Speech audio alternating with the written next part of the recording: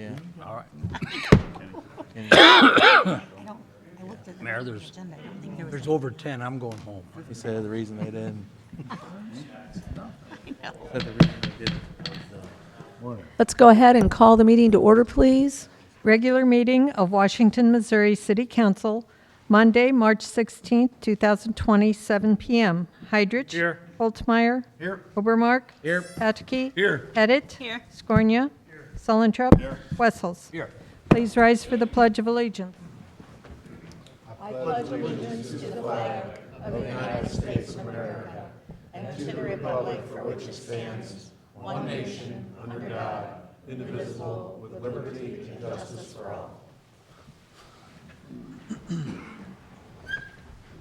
Will all the council members answer if they have or have not read the minutes of the council meeting dated March 2nd, 2020? Heidrich. Aye. Holtzmeyer. Aye. Obermark. Aye. Patke. Yes. Pettit. Yes. Skornia. Sullentrup. Wessels. Aye. Having read the minutes, are there any comments or questions? Any corrections? If not, I'll make a motion. Second.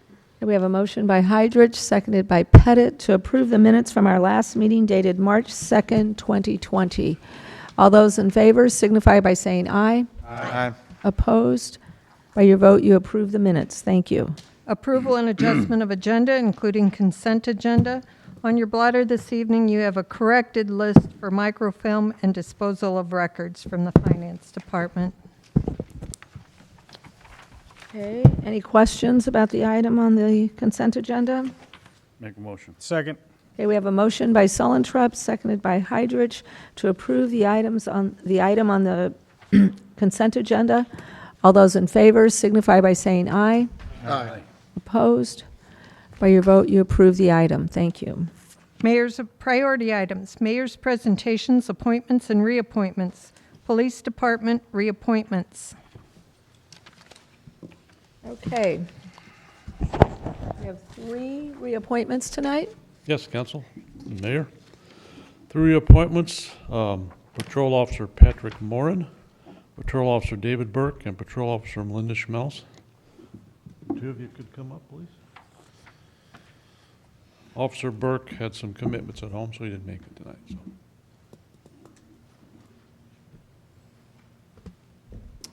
I am proud to have these 2 individuals serve with our department and serve with me.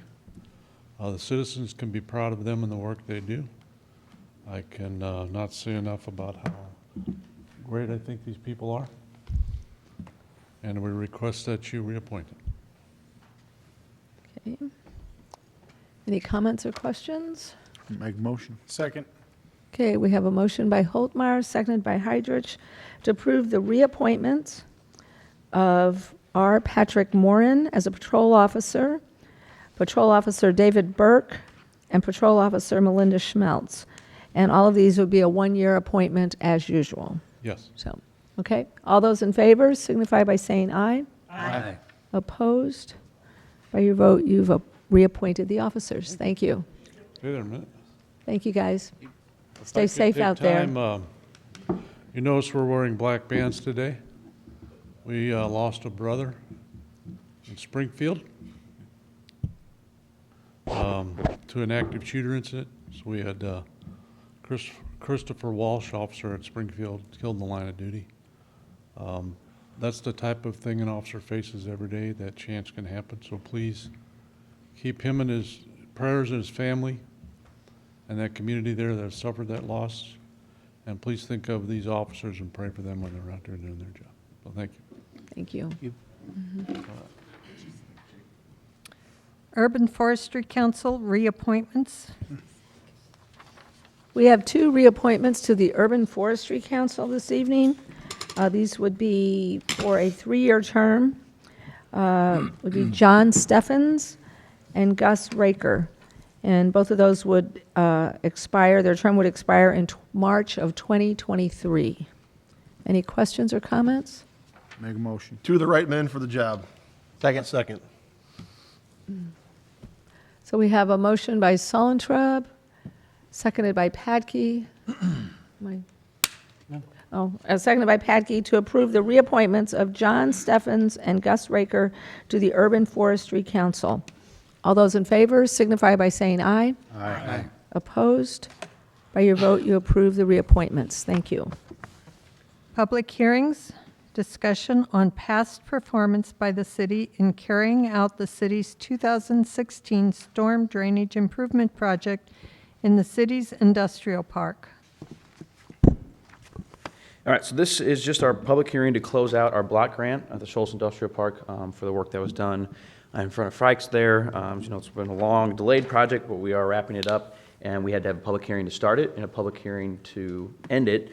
I am required by grant to make a couple of remarks onto the record to be reflected into the minutes that we'll submit. So the first is that the block grant was needed to expand the stormwater retention basin in Shoals Industrial Park to support the expansion of not just that local business, but to increase the watershed for that entire area. We spent $678,000, $678,075, sorry, in CDBG funds on the project elements. And then the rest of this public hearing is really just to entertain any questions or comments from the public if they have any. And that's really about it. Just a Frank's retention pond? It is. Are there any questions or comments by the council members? Okay. Is there anyone here in the audience who would like to address the council on this item? Oh,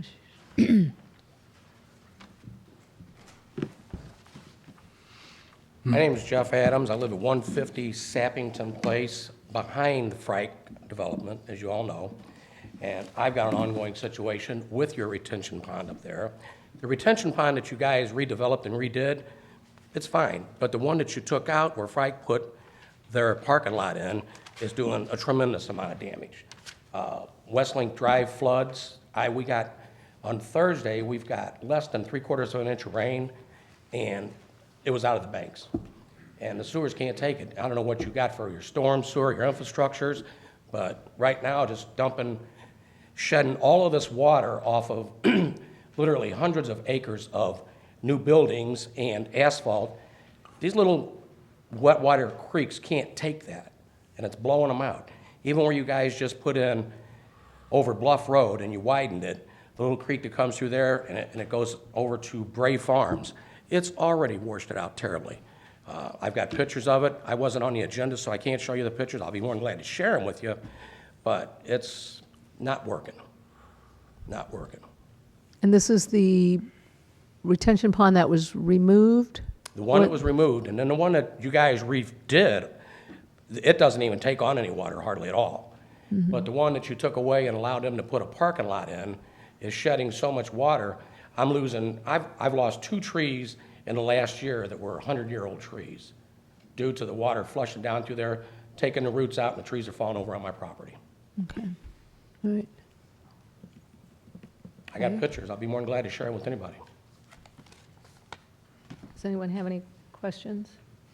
I thought the new retention basin just took the place of the old one. I didn't think we'd change the water direction.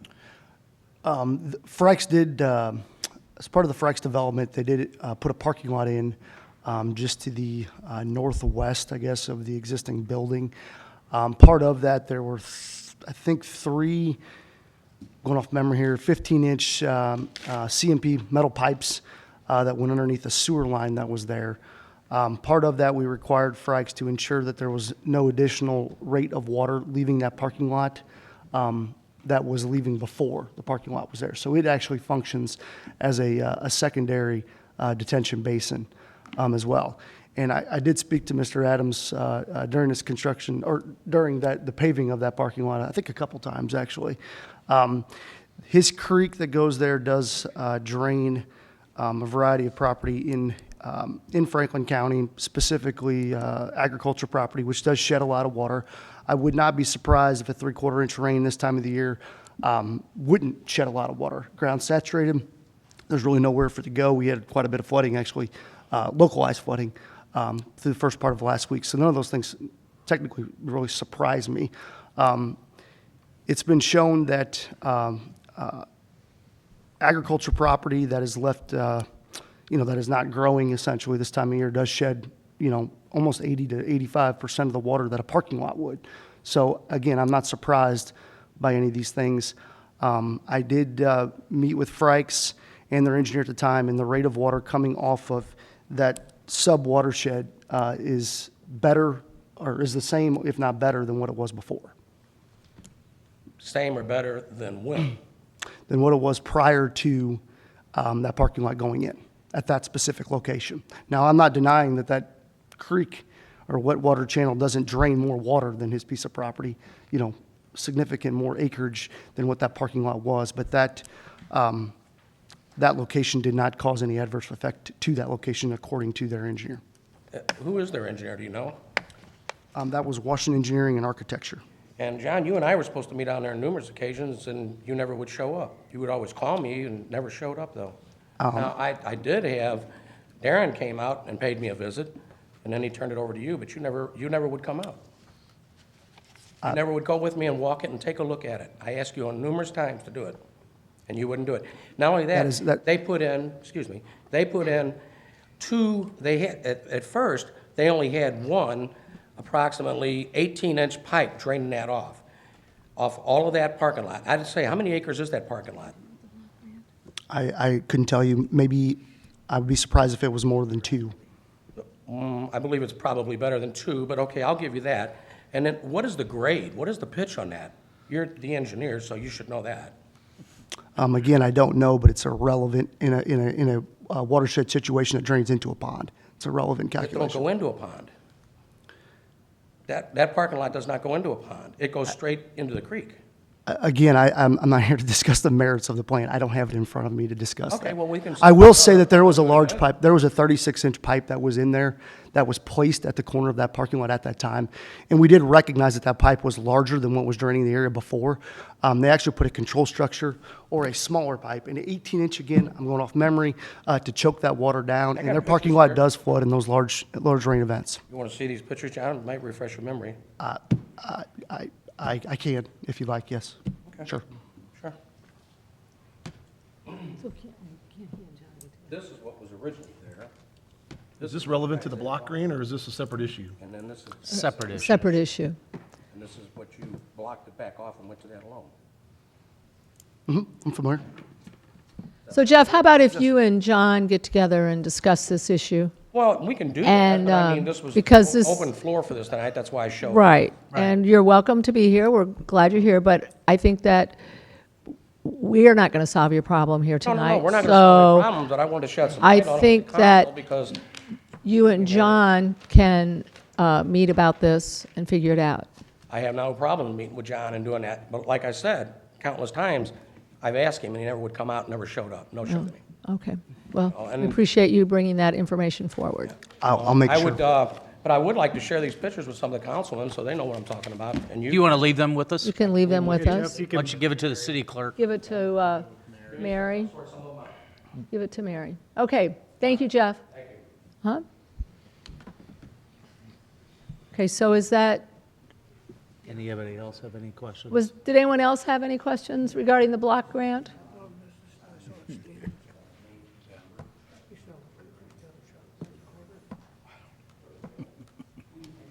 Okay. Well, I think all we have to do is accept it into the minutes. Any other discussion by council? Does this problem have anything to do with this decision? No. The infrastructure that was done, if you'll remember, this was the project to go ahead, redo what is now a detention basin, basically. Correct. Because it's dry. It was a retention basin. And they took fill off of lots. They're not really lots, but it was 21, 22, and 23. They were advertised as lots. And that was the borough site that they took it down to the basin that's now down there by Fright. That was the project.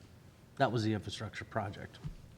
So what he did was, in order to move forward with that, he was able then to go ahead and take what John was saying, the other facility that was over to the northwest of his building, and then go ahead and turn that into a parking lot. And I know that there were some discussions with regards to how is that lot, there was some modifications that we Correct. made Frykes comply with. Correct. Because they were going to leave it in a certain format, and we're like, no, this has to be improved. And so they had to come back and go ahead and fix that. But it was that's a separate project other than the grant. That was not anything that was funded with grant dollars or grant funds. John, not knowing grades, obviously, but the northwest part of the building or the property is going to drain to the north and to the east and not into the detention basin. It is split, yeah. The parking lot that Mr. Adams references does drain to the northwest to this channel that is adjacent to his property. It does not drain into that detention basin. The building itself and the parking lot to the south does. So when we recognize that the water has to go from this parking lot to the outlet of the pond, there is a section of channel there that it doesn't actually get routed through the pond. The water does not. When we recognized that and there was additional water into it, we required Frykes to put a control structure, block off a pipe to essentially flood their parking lot during high rain events. We did also identify various erosion issues prior to the project even starting. So I don't know the specifics of which trees and things are happening, but again, I wouldn't be surprised if there's been erosion over many years at that location.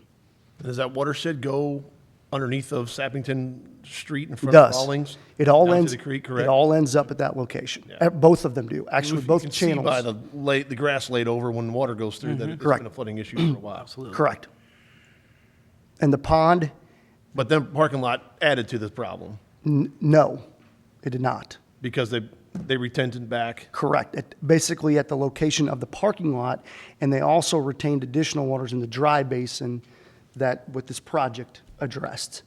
So at the location of Sappington, where the culvert is underneath, Westlake, it is a better situation than what was there before. I don't know the quantitative numbers of that sitting here, but it's a better situation than what was there before. And where the water drains the parking lot on to Mr. Adams' property, it is a better situation than what was there before. Now, I'm not denying there's not erosion occurring, but the rate of water going there is better than what was there before. John, is there any way of riffraff or anything thrown that in there to slow it down? I mean, without me looking at anything. There was, not. again, I'm going off memory here, but I think there were 2 to 3 15-inch metal pipes that had a significant amount of erosion on the backside prior to the project happening to this parking lot that we're discussing. And I don't know if it was Mr. Adams or his neighbor, but they did work out some sort of a gentleman's agreement to place riprap on that hillside to fix that with Frykes. And I believe it was done at Frykes' cost. But again, that's not something that the city gets involved in. And if there was erosion that was occurring, again, we don't own the channels, we don't own the creeks. It's not something we get involved in. The development met our code requirements. So John, after you meet with Mr. Adams, then why don't you just give us another report Yeah. back of where you ended up at and stuff like that, and give us the information at our next meeting? Not a problem. Okay, sounds good. Did we accept this into the minute? Not yet. I'm sorry? After I have my meeting with John, I would like to put this back on another agenda and come before the council again, after I have my discussion. I'll be better prepared to be able to display these pictures to you, and we can go through them step by step, because there's absolutely no way that I can stand here and swallow what John is saying, that it's a better solution than it was, because it's not. Okay. Because that's the old Schultz farm, and it had 5 retention ponds on it when the city acquired it, plus it had all terraced for farm ground.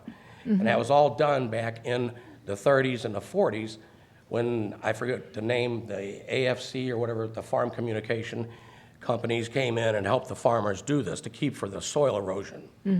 So, and then there was another, over there, when you're on Vosbrink, that was a big Brinker farm. It also had 5 ponds installed. It's all a matter of public records. Not a big deal. But now they're gone. So now, it's hard for me to stand here and listen to John saying that asphalt with the particular grade that you'll see in these pictures, which is Billy Goat Hill, is going to do as good a job as a terraced piece of ground that will absorb the moisture and terrace it off so it won't run so fast. And then it had retention ponds to catch it, and it would release it slowly, and there was no erosion. There's a reason I've lost 2 mature trees in less than a year, and this is the reason. Okay, so. There's you- no way. You meet with John, I'll meet with John, but I'd like to Okay. see this get put back on the agenda. and then we will address it. That'd be So, fine. Okay, All right, thank you. thank you. Okay, any other discussion or comments on the item? Make a motion to accept the minutes. Second. Okay, we have a motion by Sullentrup, seconded by Holtmeyer to accept this item into the minutes. All those in favor signify by saying aye. Aye. Opposed? By your vote, you accepted the item. Thank you. Rezone property located at 5th and Penn Street from R3 multifamily to C1 general commercial. All right, we did receive a request to rezone this property here. It currently doesn't have an address, but it is a lot at the corner of Penn Street and Fish Street, on the eastern side of Fish Street. See here, it's a vacant lot that's been filled in over the years, does have access to Fifth and Penn as well as an alley to the rear. And then directly adjacent is originally part of this multifamily development. Those apartments were built years ago, and then apartments were never built here, but it is still zoned for multifamily use. You can see here that whole block, or that side of that block, is zoned multifamily residential, and you can see in the surrounding area it is all single-family R1B, single-family residential, which is our dense single-family zone district. And so, reviewing this request, there's a couple things that staff are looking at. Is that it is located on Fish Street, which is a mixed-use corridor. You know, as you guys, I'm sure, are all aware, as you go from 100 on each, from east side of Fish Street all the way to 47, it does kind of switch back and forth between primarily residential and mixed-use commercial and residential. In this particular area, it is it is all residential. When you get from Henry Street all the way down to, let me just see here, the next one is Roosevelt. Center Drive here. And this is a map from our future land use map of the comprehensive plan that shows what we anticipate future uses to be. And so it doesn't break it down into different types of residential. It just has residential, and that's what all the yellow is. And that lot is right here in our future land use map as residential in the comprehensive plan. The mixed use does not go past Henry, even for the future land use map that we do. Is something that is updated every 10 years. So this was created in 2013. So given its location on Fish Street, you know, it is a mixed-use corridor, but in this particular section, it is a residential area.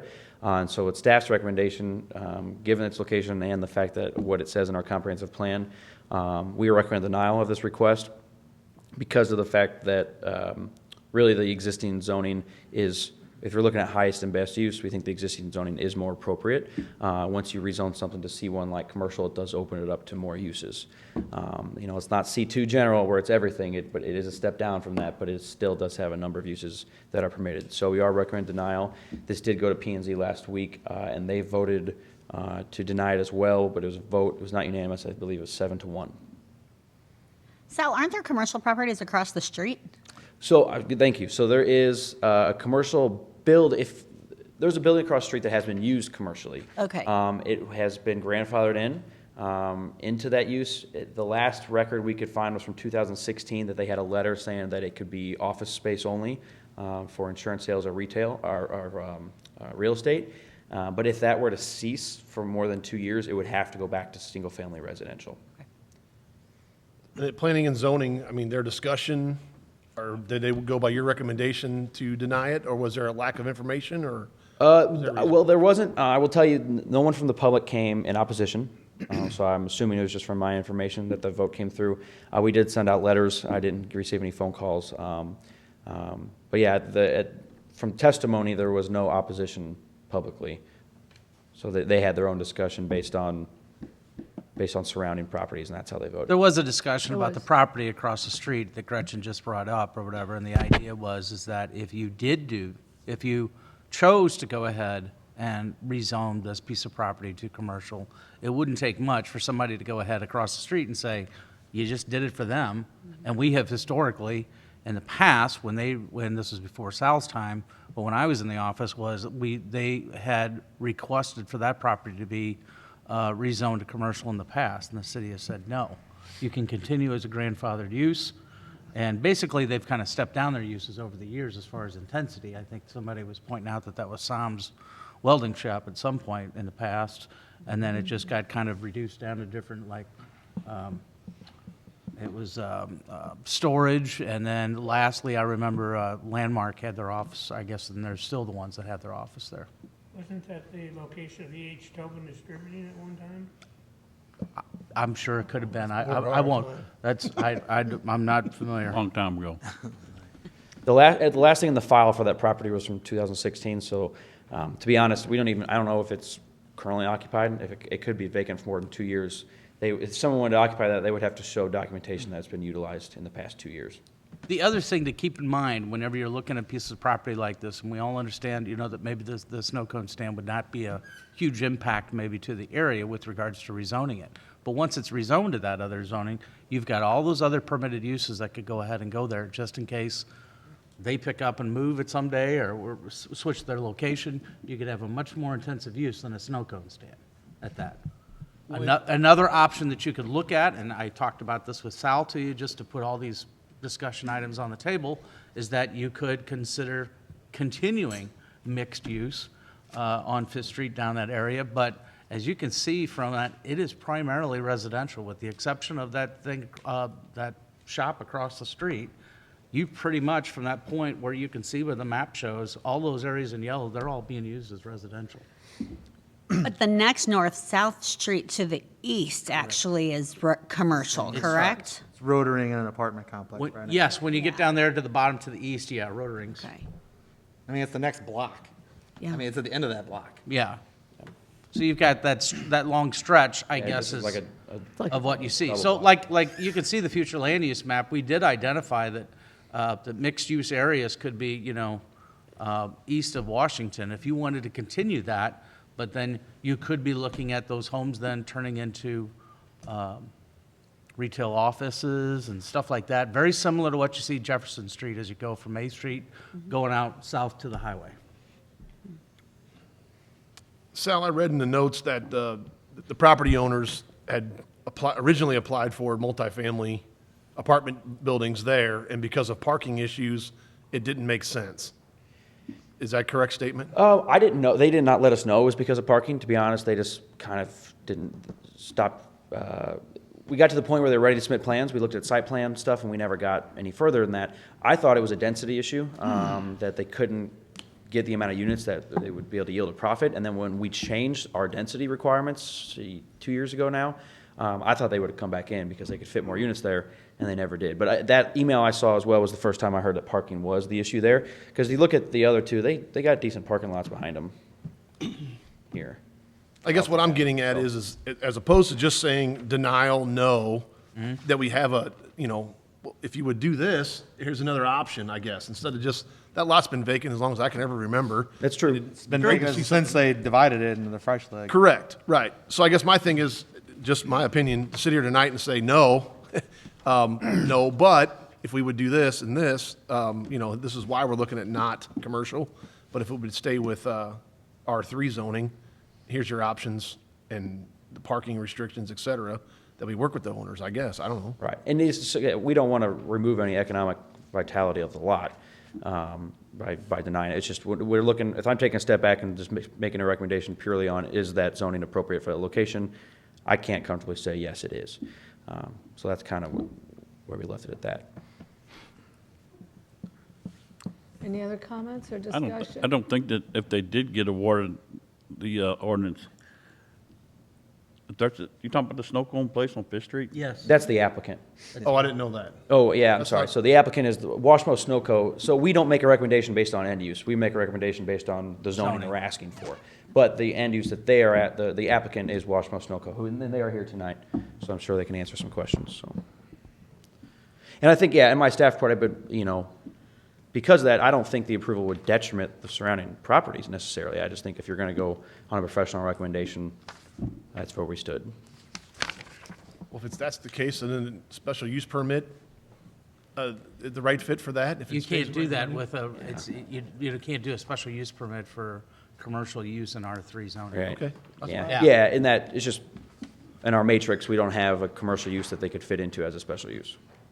I think a lot of the problem too is that lot has been filled in over the years about, I used to play right in that lot, actually set on fire once on the left side of that lot. Too much. You know, Statute of limitations. yeah, I'm sure it was a long, long time ago. But I mean, it's been filled in with asphalt, concrete, people dump dirt there, there's rebar in there. I mean, it needs a parking lot type of, anybody that would use that lot, if you drive by, you can see they dug a few test holes and there's just chunks and rocks of concrete and asphalt up there.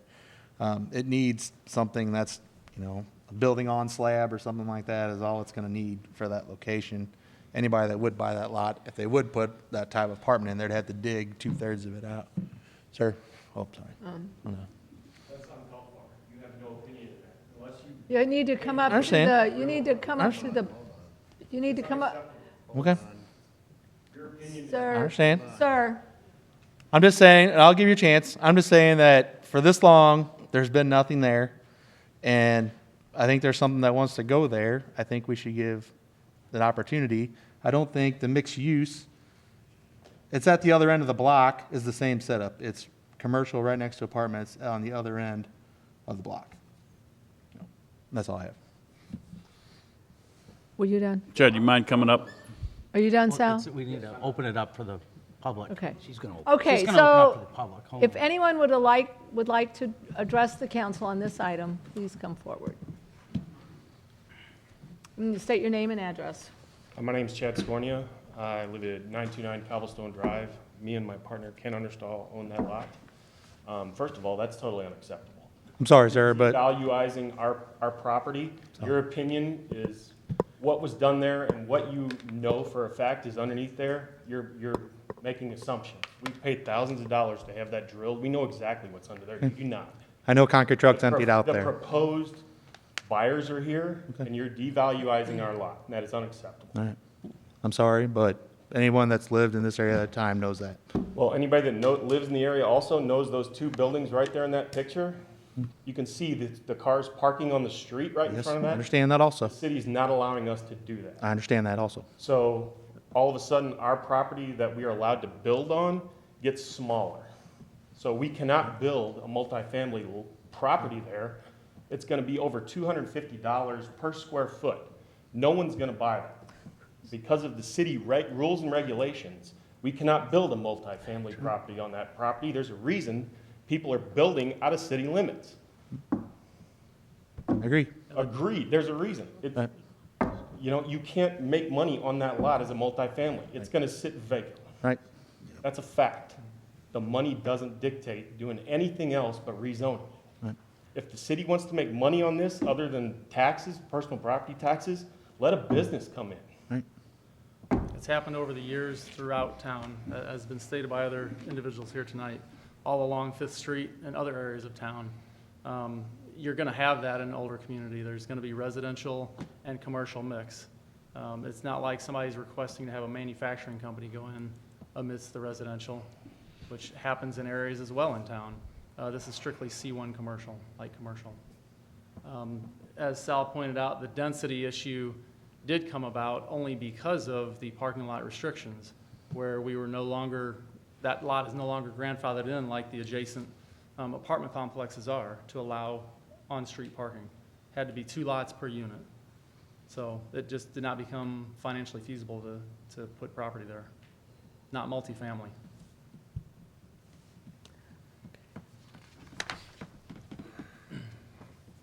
Anything else? I just want to point out that we paid Cochran Engineering over $5,000 to core drill that and come up with exactly what's All right. underlying there. Okay. I'm sorry. I apologize. So All right. sit up here and joke around about that. I mean, it's I'm just- not, Okay. I'm not joking around about what's there. I'm sorry. Well, thank you for starting a fire on our property. It wasn't your property back then, it was Herb Dill's. Okay. Thank you all for your time. Thank you. I'm Christina Smith. I know a lot of you. I own Washmo Snowco, and given the current circumstances, I don't know if I should hand these out. I have handouts for you guys. I think you should. Okay. I have hand sanitizer back there. if you want me to- I'll just pass mine. Thanks.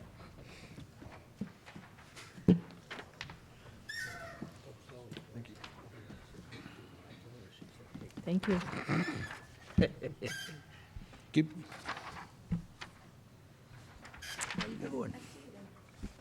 Thank you.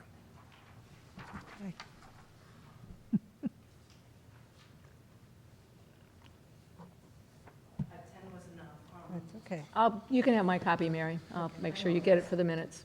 Okay, that's fine. Do you need one to, Do you want me to give you a minute to, no, Yeah. did you want to read it? I gave away all my copies? Here you Here- go. here you go. Here, read your copy. Okay. Read your copy. Sorry, I wasn't prepared as I thought I was with the printout. Well, you're more prepared than you were last week, so you're doing great. I'm getting there. I'm trying. Just kind of an introduction.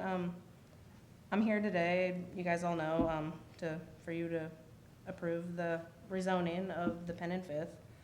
I've owned Washmo Snowco since 2013. We've been at 1901 East Fifth Street. We do really well. We have tons of awesome customers that keep coming back day after day. I mean, we see them multiple times a week. So, let me see, just trying to kind of skim through it because you guys don't want me to read exactly. Oh, just read the whole thing. No, read as the you whole have it. letter. Read the whole letter? Yes. Okay. I'm here today asking for you to approve the lot rezoning for the lot located at Penn and Fifth. My business, Washmo Snowco, has been serving shaved ice and smiles since 2013. Being born and raised in Washington, I want nothing more than to provide a spot for families to be able to make memories in my hometown. Washmo Snowco has been located at 1901 East Fifth Street. 3 years ago, the property that we're renting went on the market, and I immediately took action to try to purchase it. Soon after, I found out that it was an old gas station, and the tanks were removed without proper legal measures and documentation. There was a soil test done, and it came back that the soil and the groundwater is contaminated I know. with the gasoline. The EPA, but I think it's the DNR actually. The DNR at this time says there's no immediate action that needs to be taken. But I cannot take on the property knowing that the DNR could ask for the cleanup in the future. Also, 2 banks have denied me loans because of the improper tank removal and finding the soil test.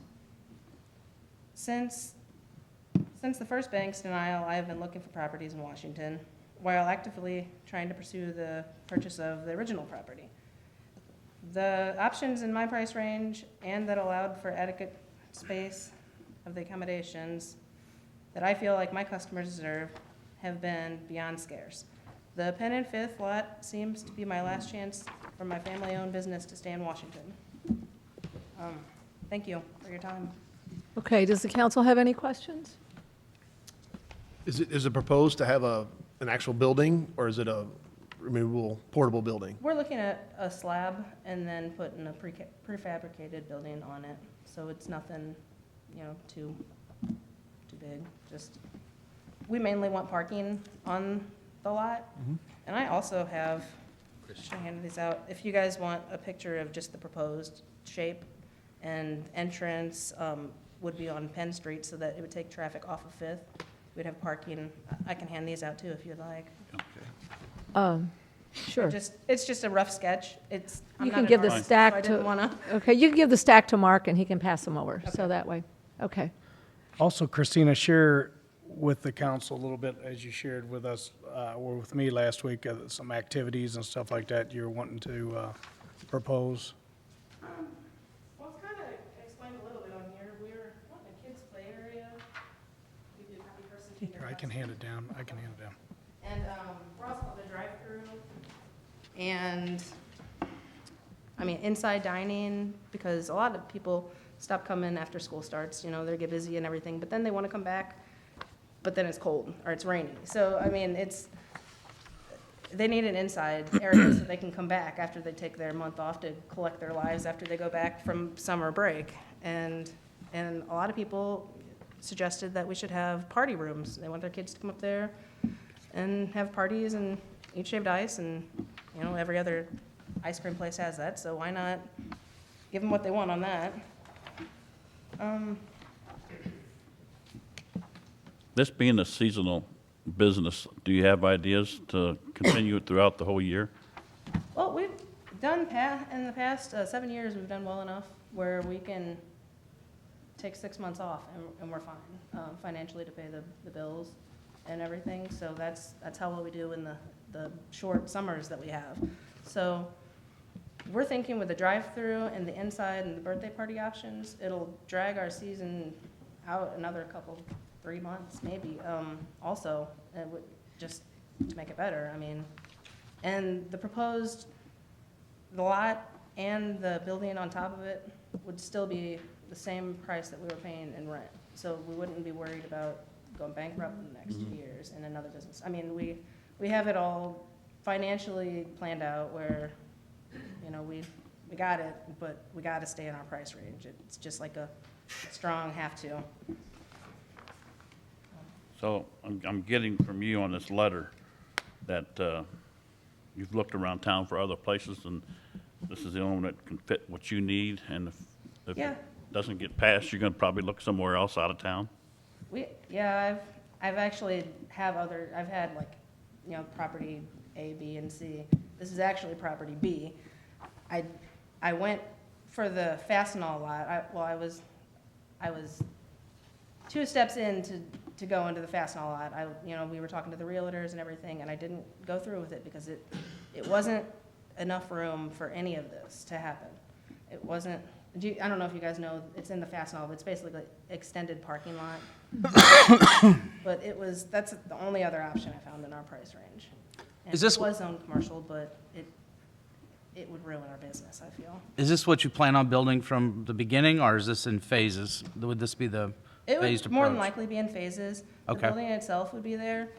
The kids' area would it'd probably just be something little at first. And then, I mean, definitely over the next couple of years, we would probably get with our insurance company and see what we can make, you know, go as big as we can without going dangerous, and just kind of give them more activities to go. You know, we were thinking like a sandbox or something, you know. So the entrance and exit comes on and off Penn Street, correct? That's what we have in mind. We're gonna try to keep everything off of Fifth Street, drive-through. except for the exit from the drive-through. From the exit from the drive-throughs on Fifth. It's on Fifth. And just because we don't want people trying to turn in there and stalling, having a bunch of rear ends, because it's kind of a spot that people aren't used to turning off of Fifth Street. So if they just turn on Penn Street, they won't have to stop, really, those yield and turn. So, and then they'll turn onto Penn Street and it'll just, I think, I'm not a professional by any means, but I think it will help with the traffic. And, Of course, all that would have to go before the building. yeah. Yes, if the Building property is committee. rezoned. This then is that just would be my first. unexpertise, Right. you know, plan. Well, I appreciate you trying to expand your business by finding things for kids to do, because that's all you hear about in town nowadays is kids have nothing to do. Right, they're bored.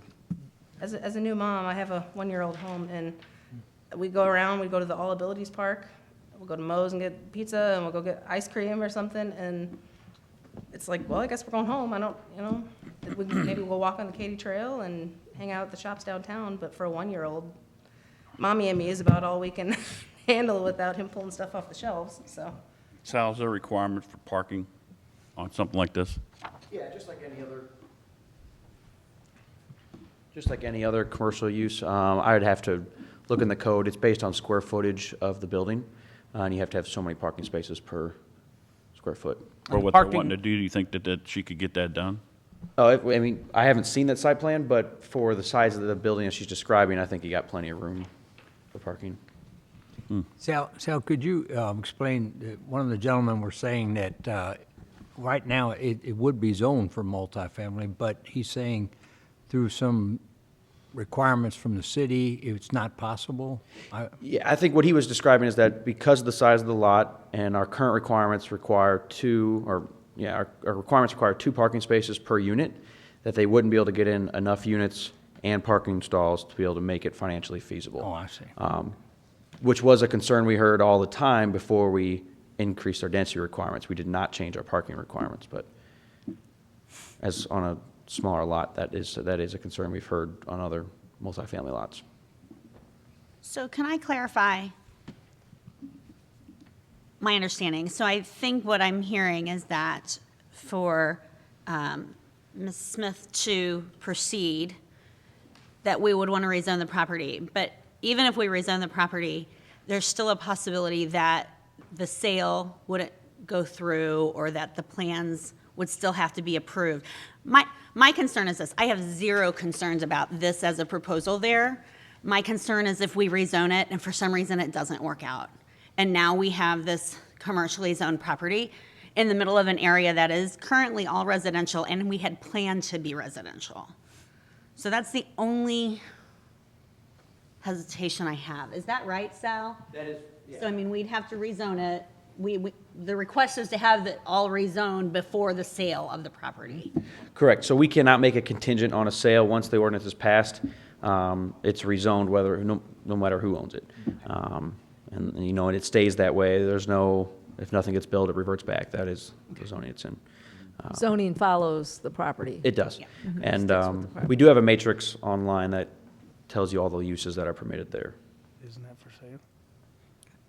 Can you give a couple examples? Yeah, I can pull some up. So C1 allows for all office space, general office space. It does allow for medical office. It would not permit like a gas station or anything with a little bit high intensity. So once you get into commercial uses that require more traffic, more trips per day, that's when we require the C2. It does not allow any outdoor storage of any kind. It's really, I think, it's a light commercial. It's more of neighborhood commercial uses that would be closer to residential. So that's kind of what, whenever she first came in, we recommended to go C1 instead of C2 because of that.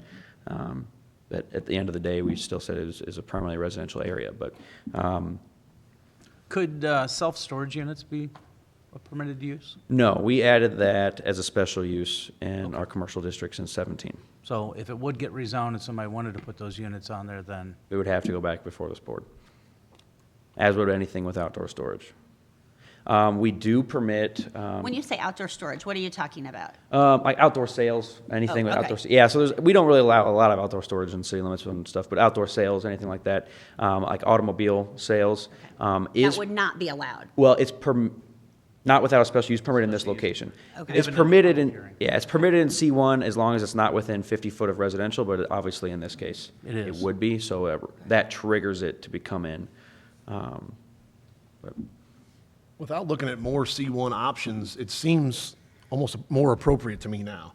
An office building, doctor's office, snow cone shop, seems like the light commercial for that area, not a gas station, not heavy traffic, not outdoor storage, et cetera. It seems more feasible to me when we listen to it.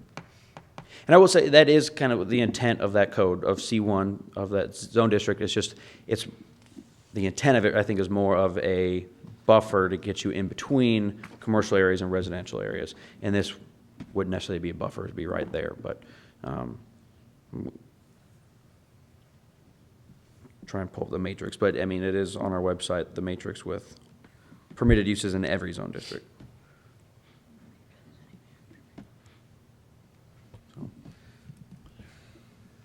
It's not I'm working. not working on my cell phone, I apologize. But Are you looking? Yeah. Our expert's looking. Want to tell us? I mean, there's just a whole host of things. yeah, if you look on that matrix, there's like, A lot of it's office, a lot of it's retail, convenience stores, banks, bakeries. I'm just picking out some, But not a gas station, or, No, convenience stores. Yeah, can't sell gas there. Dental labs, department stores, pharmacies, let's see. You could do a flea market there with a special use permit, okay. Is that, furniture stores. A lot of, mostly it's retail kind of stuff, retail and office space. Was any of this discussed at planning and zoning as far as those kind of options there, or was that, I still go back to the fact that planning and zoning voted 7-1 against it, but I'm looking that the more we talk about this is the right fit for this property. I will say that they did not get into the details of that. We brought up, was our concern, that it opens it up to other uses, that we do not make a recommendation based on the applicant's use. It's based on the zone district. So we told them, yes, there are other uses. We did not pull it up and read it like we are now. there really wasn't the discussion to No. do that night. Yeah. You know, there really wasn't the discussion. So, okay, so did you have anything else? I did. I just wanted to show you guys that we have a ton of support throughout the community, and I put these, start with that house, pass this one around. The property owner right across the street, sorry, the lower desk, really. The property owner right across the street says she has no problem with it, and she's the only one that got back with me. I Okay. went door to door, Okay, seeing. very good.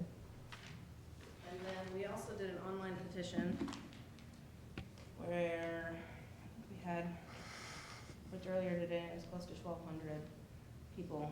And that's just been since last Monday. I think I got it going Tuesday around 2 or something.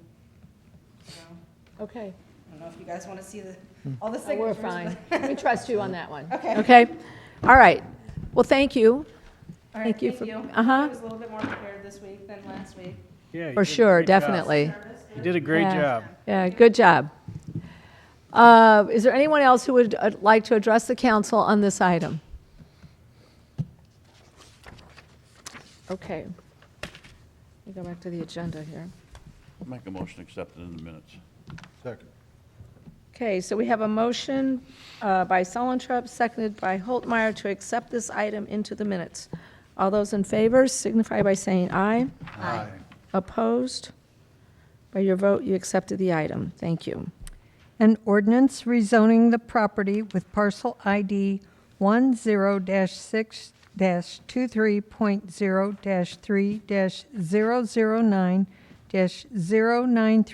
10-23.03-009-093.000, located at 5th Street and Penn Street, from R3 multifamily to C1 light commercial zoning district in the city of Washington, Franklin County, Missouri.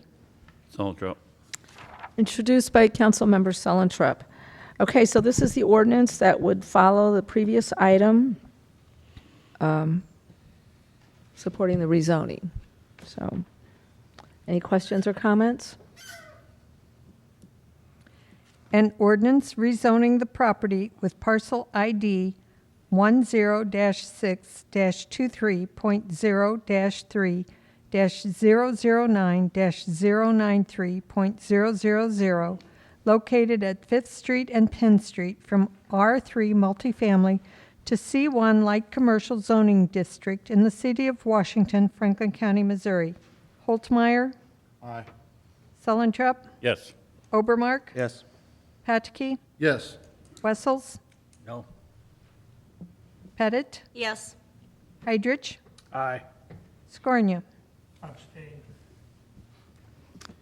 Okay, by your vote, you approve the ordinance. The final vote was 6-1 with one is that right? 6 with one abstention. It doesn't add up, but anyway. Okay, very good. Okay, so congratulations. Thank you. So, you're welcome.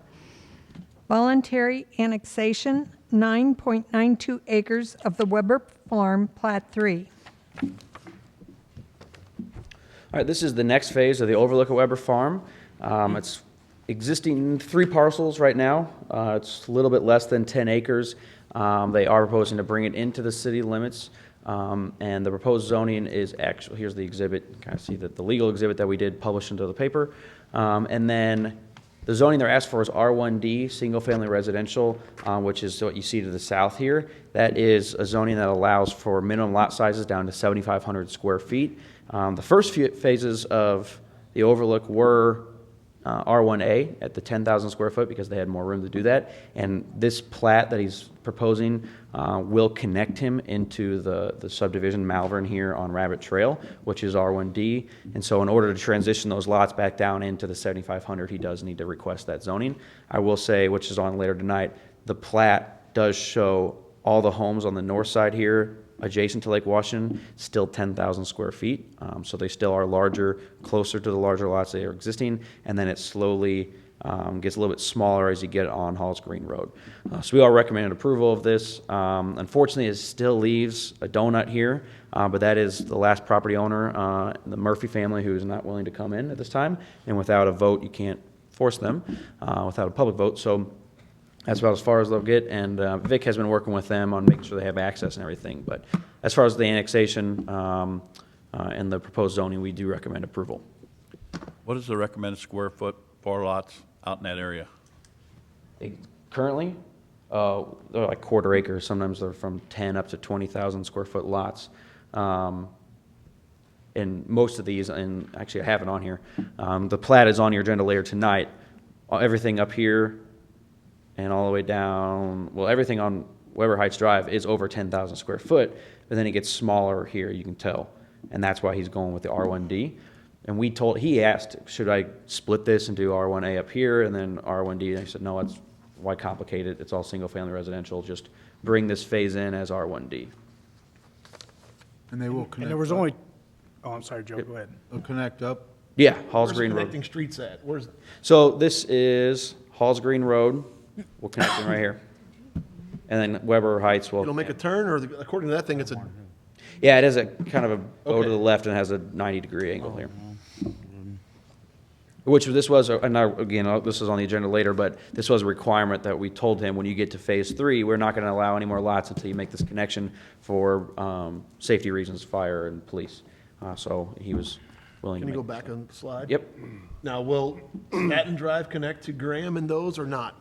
He has not submitted it, but yes, he told us in our site plan meeting that he plans Staten Drive will come up to here, and this will connect down to Staten, and then we'll have a connection here. So it'll be a fairly well-connected neighborhood when it's all said and done. So Weber Heights is going to come through that area? No, it'll have a cul-de-sac right here. This is Weber Heights Drive. So nothing in this plan is going to connect it back down to No, Halls Green Drive is. Rabbit Trail? Yeah, it is. Halls Green Drive right here is connecting. So we'll be able to go from Washington Heights Drive, down Weber Heights Drive, onto Halls Green, Staten, back to Rabbit Trail. Oh, so Weber Heights does come in. Yeah. You see that, Mark? Yeah, Weber Heights is gonna continue here to a cul-de-sac, and then this will come off and connect. I got you. Yep, thank you. Correct, Sal? Yeah, it's a lot easier on my laser pointer. Right. Nice arm.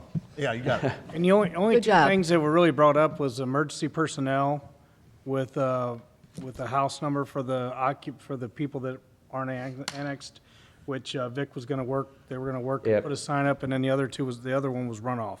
Right, and when we get to that, yeah, so we don't require the construction plans at this point. It's just a preliminary plat, just how it's gonna be laid out. There's not a final plat on your agenda tonight. Before we get to a final plat, he'll have to submit construction plans showing that all of it meets city code, that the stormwater is gonna be handled.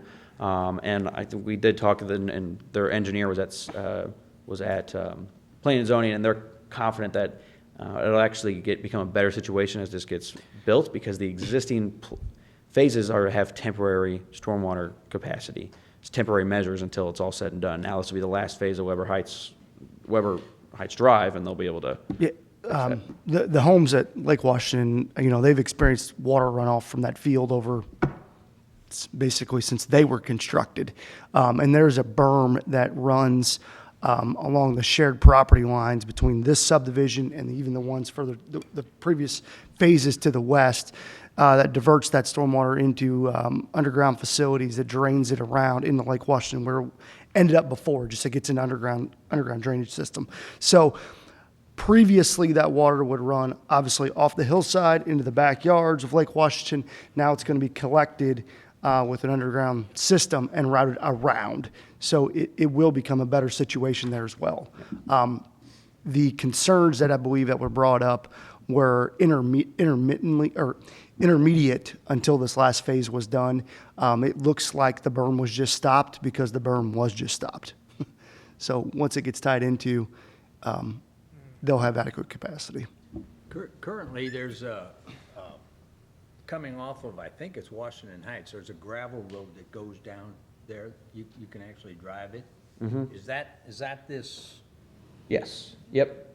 You can't see it Where in it that says aerial. road. But yeah, that gravel drive that you can go today, it's going to be in a little bit different location, but it will be completed. Yeah, comes That off gravel road actually comes off of It's Beaker came off of Road. Beaker, that's what I'm saying, and then, originally or something? yeah. That gravel road came off of Beaker Road through the Weber farm and then stayed on top of the hill to that Murphy place. But now that's where the berm is at now, if I'm not mistaken. Correct. Any other questions of Sal? There's that arm again. There you go, Mark. And where is it coming down into those? You want to go back? I drove Well, this that is- road today and went down into where the nursing home is. Right, you got the rabbit trail. That is temporary right now. That is what? That's temporary right now. It'll be built like this. Okay. What you drove is not in this aerial. Sorry, right now, there's a gravel drive that connects these 2 points. Yes, That's what you drove today. That will become what you saw. and that will be eventually the paved road. Yes, yep. All right, I got you. Anything else? Okay, is there anyone here who would like to address the council on this item? Okay. Make a motion, accept the minutes. Second. Okay, we have a motion by Sullentrub, seconded by Patke, to accept this item into the minutes. All those in favor signify by saying aye. Aye. Opposed? By your vote, you accepted the item. Thank you. Voluntary annexation, Meadow Lake Farms, plats 1 and 2, lots 1 through 61. Okay, Sal? Yeah, so I'm sure you guys are all well aware of this, and Darren and John can fill you in more so, but I just wanted to pull this up, and you can see the proposed area highlighted here, and it is adjacent to existing city limits, and we did recommend R1A. R1A, yes, thank you, for single-family residential, so. Do you have any comments? Yeah, the only comments I've got, you've got all 61 lots on the hearing. You cannot vote on this until the next city council meeting. That gives you enough separation, the 15-day comment period. And then I can explain more, but the next three ordinances are basically not for approving the annexation, it's just a pre-annexation agreement. The approval, as I said, will come at your next council meeting in April.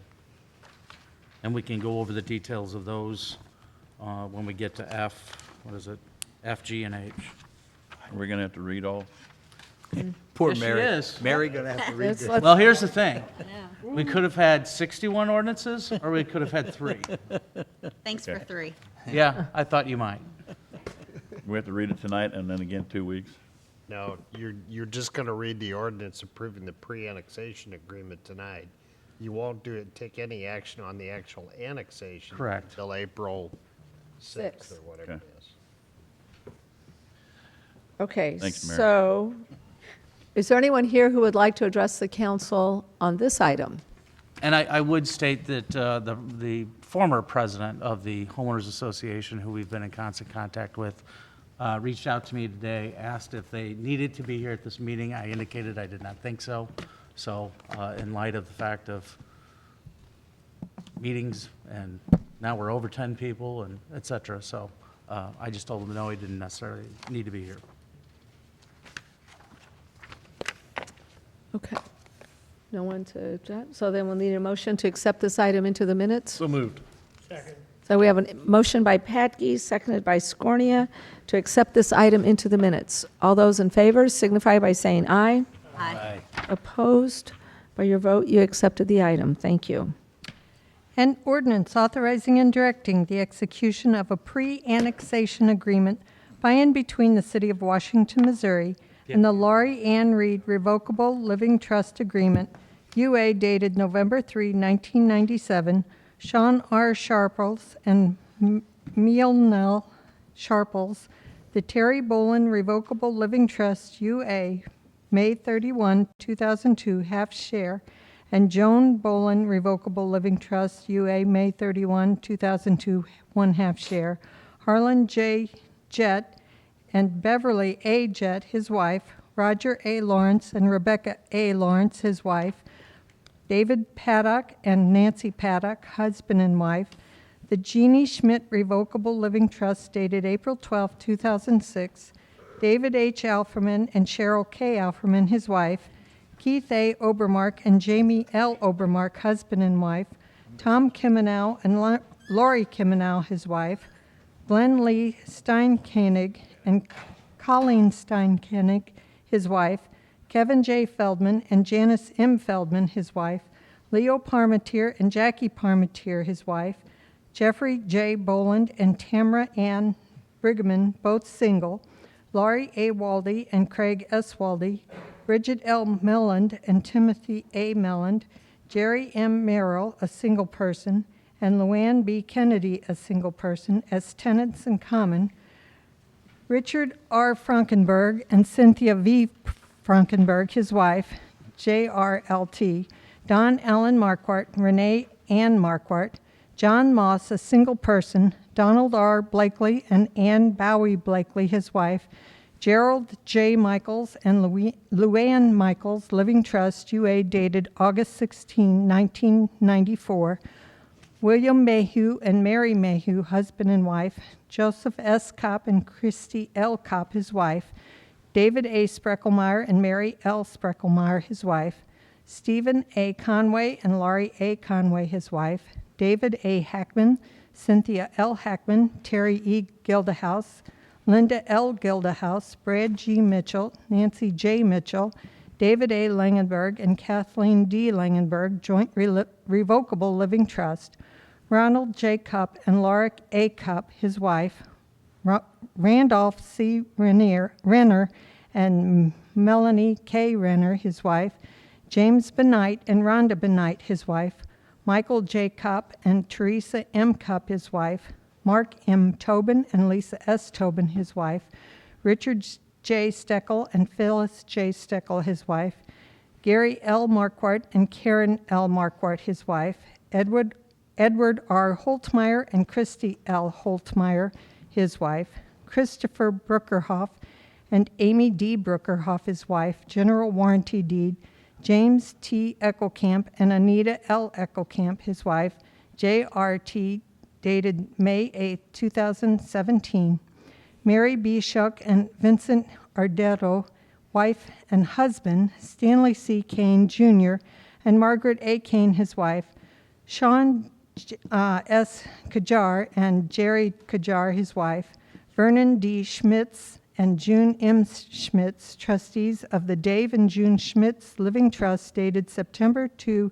2016, Gary J. Mattis, JRT, Sally A. Mattis, JRT, Stephen G. Hoffman and Brenda S. Hoffman, his wife, Ludwig Reese and Isabel V. Reese, Dale M. Volmert, Rosalind C. Volmert, his wife, Harry R. Kessler and Diane Kessler, husband and wife, Thomas J. Hillerman and Susan M. Hillerman, his wife, Gary G. Haberberger and Jane E. Haberberger, his wife, Gregory J. Emke and Janice K. Emke, his wife, Stephen Emke and Mary Beth Tully, David E. McClure, RT, and Deborah A. McClure, RT, Keith J. Nelke, Revocable Living Trust, UA, dated September 4, 2008, Kevin D. Carpenter and Janet T. Carpenter, his wife, Kevin Muley and Ruth Ann Muley, his wife, Peter K. Wallig and Janet M. Wallig, husband and wife,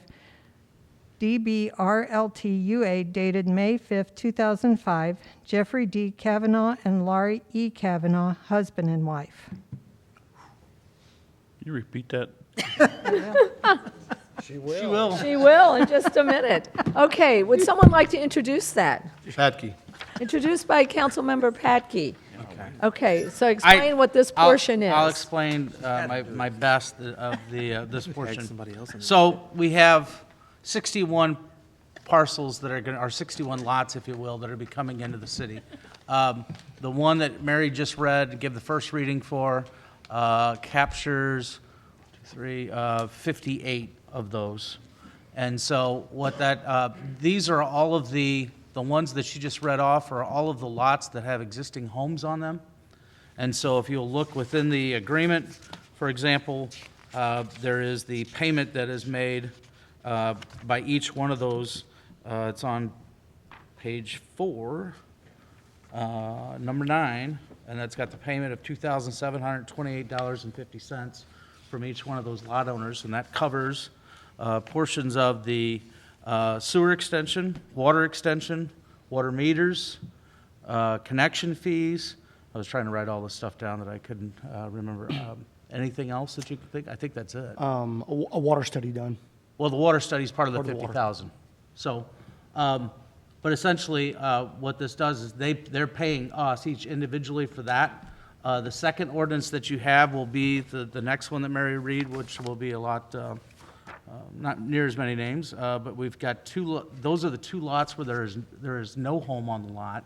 And that amount that they had to pay was reflected to be cheaper, and that is in the same paragraph 9 on page 3, and that's $2,228.50 because they are not paying for the water meters yet because there's no home there. And then the final one that you have is the payment from the homeowners association, and it covers the lot that had the treatment plant on as it exists today.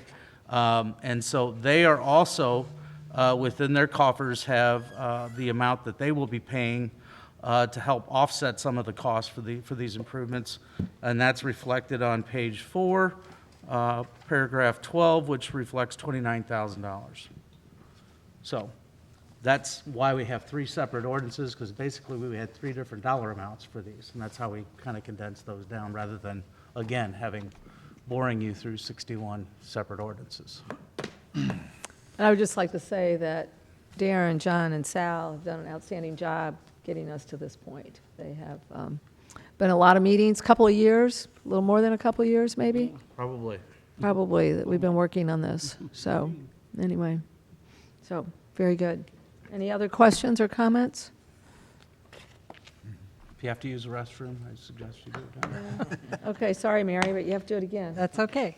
An ordinance authorizing and directing the execution of a pre-annexation agreement by and between the City of Washington, Missouri and the Laurie Ann Reed Revocable Living Trust Agreement, UA, dated November 3, 1997, Sean R. Sharples and Minell Sharples, the Terry Bolin Revocable Living Trust, UA, May 31, 2002, 1/2 share, and the Joan Bolin Revocable Living Trust, UA, May 31, 2002, 1/2 share, Harlan J. Jett and Beverly A. Jett, his wife, Roger A. Lawrence and Rebecca A. Lawrence, his wife, I'll walk you. David Paddock and Nancy Paddock, husband and wife, the Jeannie Schmidt Revocable Living Trust dated April 12, 2006, David H. Alferman and Cheryl K. Alferman, his wife, Keith A. Obermark and Jamie L. Obermark, husband and wife, Tom Kimenau and Laurie Kimenau, his wife,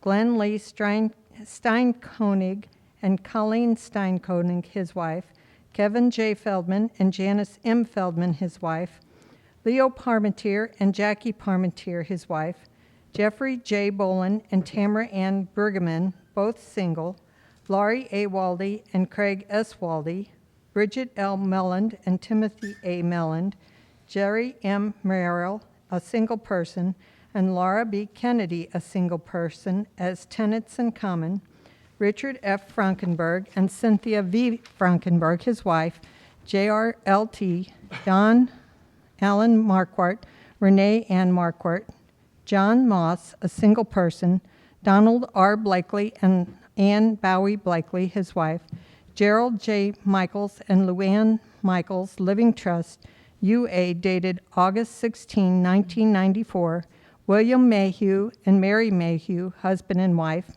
Joseph S. Cupp and Christy L. Cupp, his wife, David A. Sprecklemeyer and Mary L. Sprecklemeyer, his wife, Stephen R. Conway and Laurie A. Conway, his wife, David A. Hackman, Cynthia L. Hackman, Terry E. Gildahouse, Linda L. Gildahouse, Brad G. Mitchell, Nancy J. Mitchell, David A. Langenberg, and Kathleen D. Langenberg, Joint Revocable Living Trust, Ronald J. Cupp and Laura A. Cupp, his wife, Randolph C.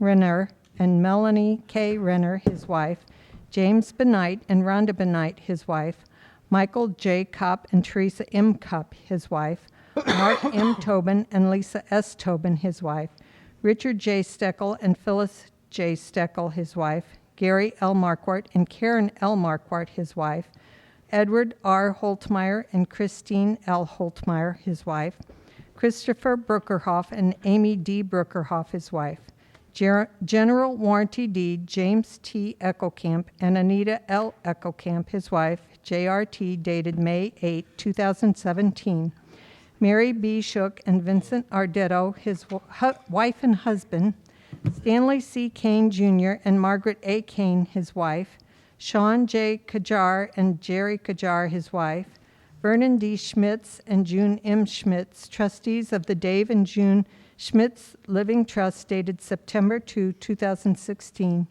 Gary J. Mattis, JRT, Sally A. Mattis, JRT, Stephen G. Hoffman and Barbara S. Hoffman, his wife, Ludwig Reese and Isabel V. Reese, Dale M. Volmert and Rosalind C. Volmert, his wife, Harry R. Kessler and Diane K. Kessler, husband and wife, Thomas J. Hillerman and Susan M. Hillerman, his wife, Gary G. Haberberger and Jane E. Haberberger, his wife, Gregory J. Emke and Janice K. Emke, his wife, Stephen Emke and Mary Beth Tully, David E. McClure, RT, and Deborah A. McClure, RT, Keith J. Nelke, Revocable Living Trust, UA, dated September 4, 2008, Kevin D. Carpenter and Janet T. Carpenter, his wife, Kevin Mealy and Ruth Ann Mealy, his wife, Peter K. Wallig and Janet M. Wallig, husband and wife, BD RLT UA, dated May 5, 2005, Jeffrey D. Kavanaugh and Laura E. Kavanaugh, husband and wife. Holtzmeyer, Aye. Solentrop, Yes. Obermark, Aye. Hatchkey, Yes. Wessels, Aye. Pettit, Yes. Heidrich, Aye. Scornia. By your vote, you approve the ordinance. Thank you. An ordinance authorizing and directing the execution of a pre-annexation agreement by and between the City of Washington, Missouri, and Russell R. Bargan, a single person, and Keith A. Obermark and Jamie L. Obermark, husband and wife. Holtmeyer. Introduced by Councilman Holtmeyer. This is the next section that These are Darren the just... two lots with, that do not have homes currently on them. So the amount, as I indicated earlier, is reflected is should be $500 lower. Yep. And so, that's the only difference between this and the last one that you just read off. Any questions or comments? Okay. An ordinance authorizing and directing the execution of a pre-annexation agreement by and between the City of Washington, Missouri, and Russell R. Bargan, a single person, and Keith A. Obermark and Jamie L. Obermark, husband and wife. Holtmeyer, Aye. Solentrop, Obermark, Yes. Hatchkey, Yes. Wessels, Pettit, Yes. Heidrich, Scornia. Yes. By your vote, you approve the ordinance. Thank you. An ordinance authorizing and directing the execution of a pre-annexation agreement by and between the City of Washington, Missouri, and Meadow Lake Farm Property Owners Association. Patke. Introduced by Councilman Patke. This was the agreement with the homeowners association. This is the agreement with the homeowners association. It reflects a different amount because that's how much they had in their account to help offset the cost for the improvements. And this takes in lot, I think it's 61, I guess, if it's got a number attached to it. Should be on there. Yeah. Yeah. Yeah. So. Any questions or comments? An ordinance authorizing and directing the execution of a pre-annexation agreement by and between the City of Washington, Missouri, and Meadow Lake Farm Property Owners Association. Holtzmeyer, Aye. Solentrop, Yes. Obermark. Aye. Atticke. Yes. Wessels. Pettit. Yes. Heidrich. Scornia. Yes. By your vote, you approve the ordinance. Thank you. Citizens' comments. Is there anyone here tonight who would like to address the council on any item that is not on the agenda? Okay. Report of department heads. Emergency Management Director report. Before Mark gets up here, I'd like to go ahead and just kind of address this because you've got a letter sitting in front of you. You can come on up, Mark. I won't take that long.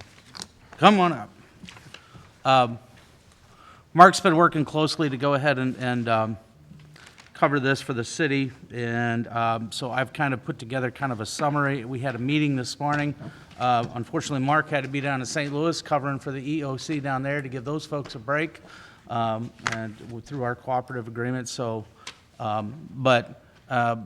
we corresponded throughout the day or whatever to discuss these issues. But I just want to go over this letter. We did meet with, and Eric Eloff is here with Mercy Hospital or whatever, and so I kind of wanted to go over some of the points. We've started off our day with a meeting with Eric and some members of his team to discuss something that we anticipate is, as they said today, it's not going to be if it's going to be needed, it's going to be when it's going to be needed, and that is a testing facility to be located here within the city. So the summary of the stuff, the first item was the testing facility, and Eric can come up here as well if he has any, he can go ahead and answer some questions if you have some. But Mercy has requested to utilize a portion of the fairgrounds, specifically the first aid station building, for purposes of a testing center. Mercy will provide staffing for prearranged testing at the site, primarily by having patients pull in through the south gate and exit through the north gate. The facility will be open initially 5 days a week, Monday through Friday, 8 a.m. to 4 p.m. The rest of the fairgrounds can be gated off during this time frame, and it has not been determined for how long this portion of the fairgrounds will need to be closed. So that's what they had proposed with us today. We feel that that's the best location as far as a testing center. It's very similar. I think they had some success this last weekend with one in Chesterfield, and so we will like I said, hopefully, it sounds like this is going to be coming soon, and I'll let Eric go ahead and if you want to give them any more details between. I know, and these things, obviously, all the stuff is changing hourly. I appreciate your patience. I knew since we had a council meeting tonight, that we were going to go ahead and discuss this, and that's why we really didn't get too much other information out to you earlier. We wanted to meet as department heads today, and I knew we were going to be having this meeting with Eric. So, Eric, anything else you want to shed a light on? Darren. Mayor, members of the council, I'm Eric Eloff, President of Mercy's Hospital here in Washington. Thank you for allowing me to speak tonight. I called the mayor and Darren over the weekend and asked them if they would be supportive of us setting up a test collection site on the fairgrounds where we have a medical building and an ability to bring patients in who are pre-qualified, who meet criteria, a fever of 100.4 or greater, shortness of breath, respiratory concerns, those kinds of things, who we think might need to be tested for coronavirus, COVID-19. And we have implemented this test collection site in Chesterfield at our virtual care center over the weekend. And we did that successfully. We tested 50 people on Saturday and another 50 some on Sunday. And this is a rapidly evolving situation. I want to tell you that 56 days ago, the very first patient in the United States tested positive in the state of Washington. And that was 56 days ago. Today, this virus is in 49 states. Today, this virus is in Missouri. There are 6 confirmed cases, 2 in St. Louis, 3 in Springfield, and 1 just in between Springfield and Kansas City. This is, the public health experts tell us that it's going to get worse before it gets better. You know, the President of the United States issued a national emergency last week and has been subsequently meeting every day and announcing changes that encourage social distancing, reducing meetings down to today 10 or fewer people, to get out in front of this virus and contain it in the hotspot zones that it's in right now in this country. We have a unique opportunity to stay out in front of this virus, although it will come into Franklin County one day. I'm very confident of that based on the spread rate. To date, we've tested a few people, but we do not have anybody that has tested positive in Franklin County or here in the city of Washington with coronavirus. But we're in a spot now where the president is supporting and the private labs are getting ready, Quest and LabCorp, to produce this test on a mass scale so that doctors can order it for their patients and a lot more people can find out they're either negative or positive. So we're in a community where we're blessed by having a lot of healthcare resources. But if we don't stay out in front of this, what will happen is patients will come unnecessarily to the emergency room and our hospital for treatment, and they will expose a greater number of patients who are vulnerable and healthcare workers who are finite in our community and across the nation. And we need only look as far as Seattle to see what's happening there with the overrun of their health system there based on the spread that happened in a nursing home. The problem with this virus is that although its mortality rate is somewhat low generally, it's attacking our seniors at a higher rate. This is regular flu, and this direction is the older you get. This is coronavirus, and this direction is the older you get. So the mortality rate among seniors is greater than the normal flu. The thing that we have to make sure we're doing is protecting our seniors. So Mark and his team have been doing a great job making sure that no visitors who don't need to be in a nursing home are going into nursing homes right now. We have a lot of frail elderly in there. And, you know, that's how it spread and started in Kirkland, Washington, near Seattle. So what we're trying to do is we're 80% of people who get the virus, 80%, 8 of 10, do not need to be hospitalized. They can recover at home. It takes about 2 weeks to fully get through this. They need to stay hydrated, and they need to stay in touch with their doctors, because if their symptoms worsen, then they need to come into the hospital. But 8 of 10 can survive this at home. And that means 8 of 10 really don't need to come to our emergency department or any of the emergency departments in the country if we can offer an off-location testing test collection site. So what we did, and there will be in the next week about 8 or 10 of these that start opening up across the greater St. Louis region.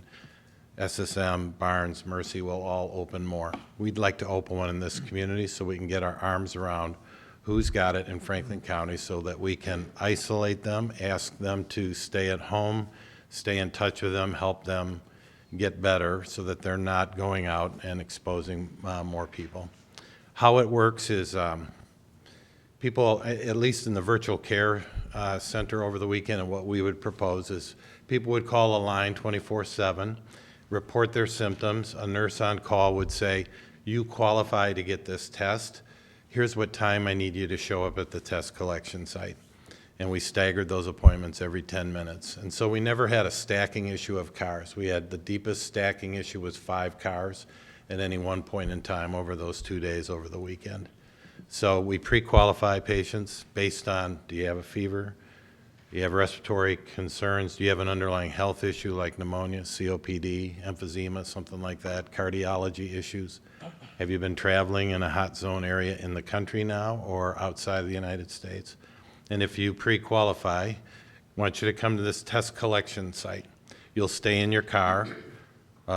You'll be greeted by traffic management person, making sure you are who you say you are at the time you're supposed to be here.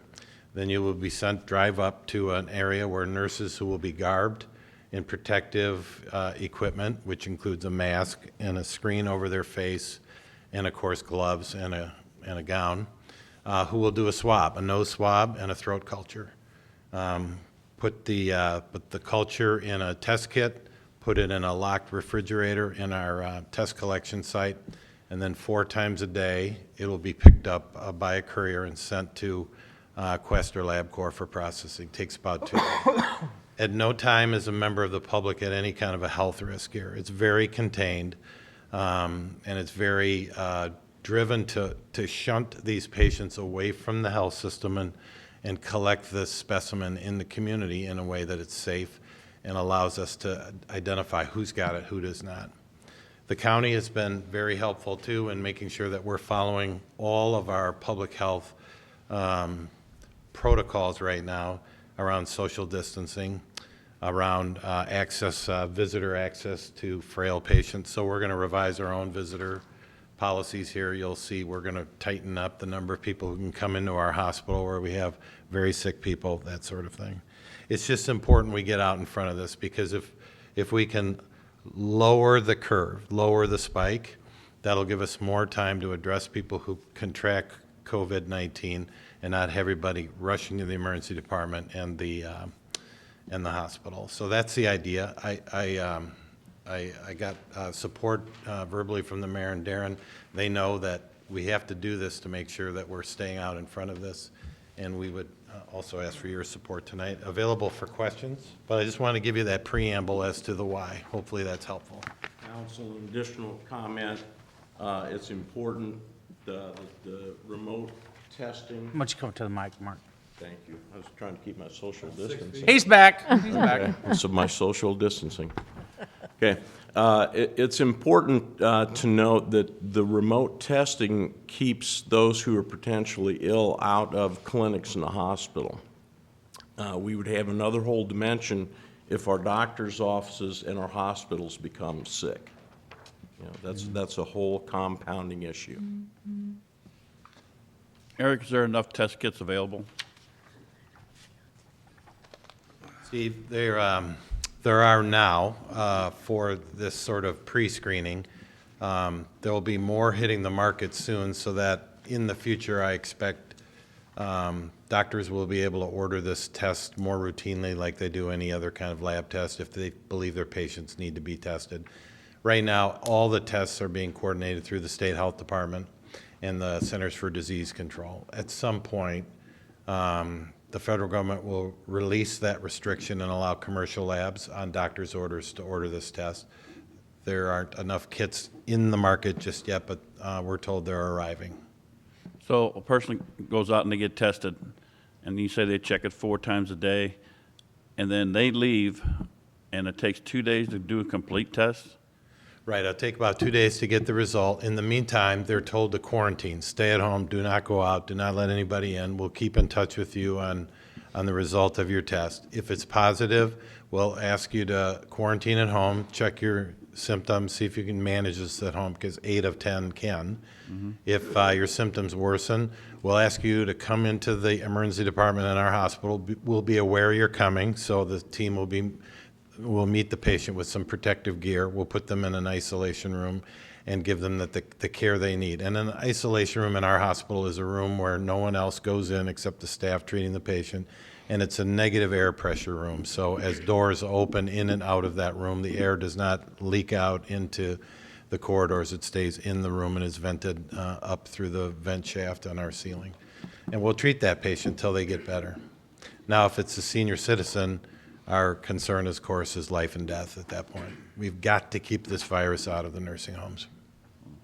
One of the other issues we keep hearing about, and I wonder here locally, are the respiration units. I believe they talk about that they're concerned that there aren't enough of those to go that may be needed. Yeah, Mark, you're talking about ventilators, right? When Yes. we have to put somebody on a mechanical breathing machine so that they can maintain life support. Yeah, there are only a finite number of those right now to treat people who are in our ICU settings. We've asked for more. We're hoping that the governors of every state and the federal government can help us procure more in case we need them. We've got plans to expand our hospital into certain wards where we would add more ICU beds if necessary. So we've been planning for the worst. We're hoping for the best, but of course planning for the worst so that we're not caught flat-footed on this should it come into our community. But yeah, we have enough supplies now. We have enough masks, gowns.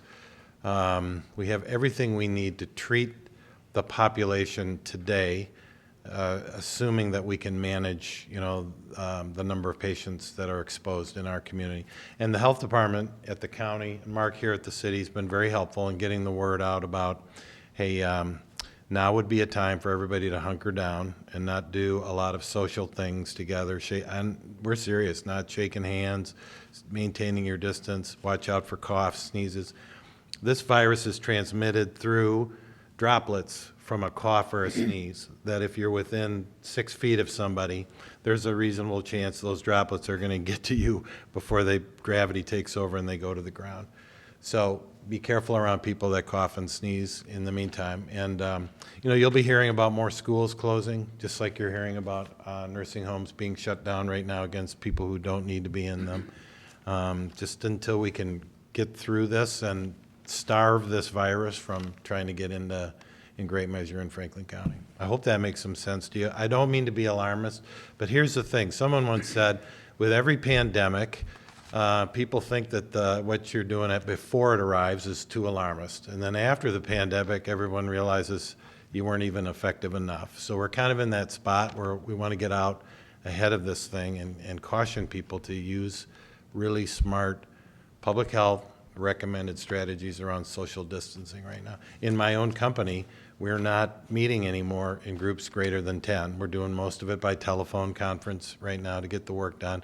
We're asking our senior volunteers to stay home because we don't want them exposed to this. And we're doing whatever we can from home just to have this hunkering down period that both public health experts and now the federal government and governors are asking for. Do you have an idea when you want to start testing? We would like to start on Monday. We think we have enough human resources to do it. We're working with the city on prepping the site to make sure it has everything it needs to for traffic management and safety of the patients coming in, the coworkers coming in. The idea would be we would have we would have lab collection kits there. We'd have a refrigerator there. We'd have a clean and a dirty area for maintaining, when folks take off their garb or dispense with medical product, that there's a dirty area that's contained. That would be picked up every day by our hospital. We have sterile requirements at the hospital so we can contain any kind of spread of this thing. And so, yeah, we think we can be ready by Monday, physically and from a human resource perspective. And again, what we would do is we would set up a line for people to call and pre-qualify them, set a time of day from 8 to 4 p.m. Monday through Friday when they're to arrive, and manage that through there. What we like about the fairgrounds is that they're a bit remote from residents. Everybody knows where they are in the counties, both Franklin County and Warren County, to get to. They're sort of centered to our Mercy Four Rivers universe here because we got a lot of patients that are in Warren County too. So getting to the fairgrounds, people would understand how to get there when they have an appointment. And again, it's away from residents. No threat whatsoever to the public here. But Eric, this would be the only one in Franklin and Warren County at this point? Right. So when people get diagnosed, do they go to the doctor's office to get diagnosed, or? No, we can tell from the lab test, Joe. So if the lab test is positive, then what will happen is we'll call them and report that to them. We'll check on their symptoms. We'll tell them that 8 of 10 people can recover just fine at home, that if they can stay away from the hospital, that would be advisable because we don't want them to expose more people, including healthcare workers and patients who are in the hospital. And we'll manage them with their primary care doctor at home, unless their symptoms get worse. Eric, what's the testing protocol for people in nursing homes? So they're locked down. They obviously couldn't take advantage of this. Is there something in place? Not yet, and that's a really good question, Gretchen. So we'll probably have to work with Mark and other emergency management leaders on figuring out, okay, if there is somebody that meets the criteria in a nursing home who can't get to us, most of them are transported by ambulance, you should know. Probably that will continue.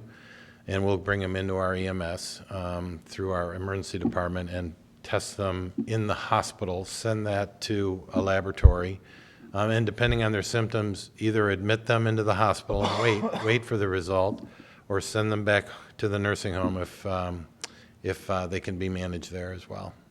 Yep. Thank you. How do you plan on to promote this publicly?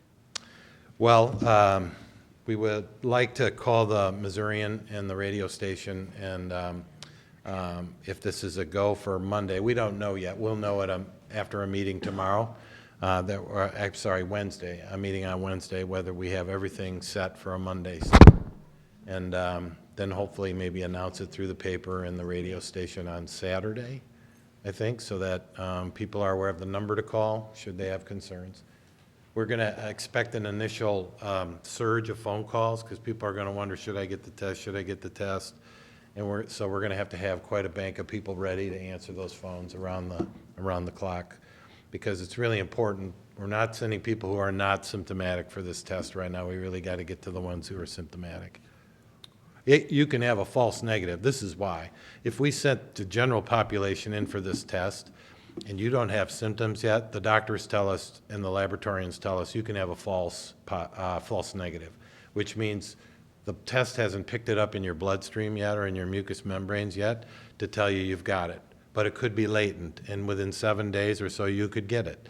So we wait for people to be symptomatic, low-grade fever, shortness of breath, that sort of thing, and then we test them, because then we know if it's there, it's going to show up on the lab test. I've read numerous articles, watched numerous news shows, but this is great information. I really appreciate that, especially the 8 out of 10 number and the problem or the solution there. You better look at that guy right there if you don't want that in the paper tomorrow night. Otherwise, he's going to have it printed. He's free to report it. I mean, Okay. Monday is tentative. It's not a sure thing yet, as I mentioned, and we'll hopefully decide that on Wednesday. And plus, we don't have a number to give the public just yet. So, I don't want thousands of people calling the hospital until we have a number published on that. So this evening it was temporary tents set up outside hotel or hospitals, on the news. But this seems like the right approach. I do agree with Perfect that. fit for that building. Do we need to approve that, or we can close the fairgrounds and have them do that? Well, I've got, between The whole that and the list of other things. list of things, we'll go over the rest of this, and then at the end of that, I would just ask for you guys to accept those items into the minutes. Okay. Thank you. Thank you, Eric. Thanks, Eric. Thanks a lot. Appreciate it. I'm just going to go down the list, and then I'll let Mark go ahead, because he was part of helping me go through this. In the parks, we're looking at all rental facilities will be closed and suspended through April the 30th. At that time, staff can determine if the suspension needs to be continued.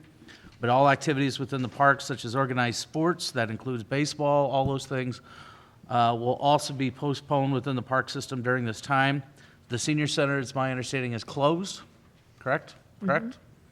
And all rentals will either be refunded or transferred to, they could be used at a later date in the calendar year if they want to move it around. And the library, this is kind of, this may be a little bit more fluid, but for right now, at least, all programming and use of meeting rooms are suspended until April 30th. This time, the library is open still. We will see how that transpires here in the next, that's something that could change. I will tell you that there's something that's stealing a little thunder from what the mayor has later on, or maybe I think it was listed under mine, but the April elections are going to be moved from this building over to the library and those two meeting rooms that they have. And so even if the library had to be closed at that time, we could still open up that portion of the building so that the voters could go ahead and vote on that date. Whether or not, the election, that's a whole other thing that gets beyond. We will wait for the county to go ahead and give us feedback, their input on that if something like that changes. City Hall, we will remain open at this time.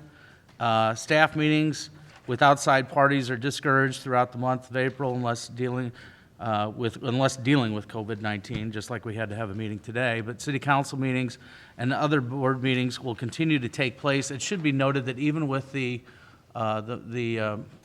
president's speech today and the no more than 10, this will be the last meeting that we have. We don't have another meeting until after 15 days in the council chambers until your next meeting, which would be April the 6th. If something changes from that, we'll try to figure out how we're going to go from there. But right now, we will have that separation of 15 days. So just want to make sure that everybody understands that. Utility billing, this is something that a lot of cities are doing this, as well as other utilities.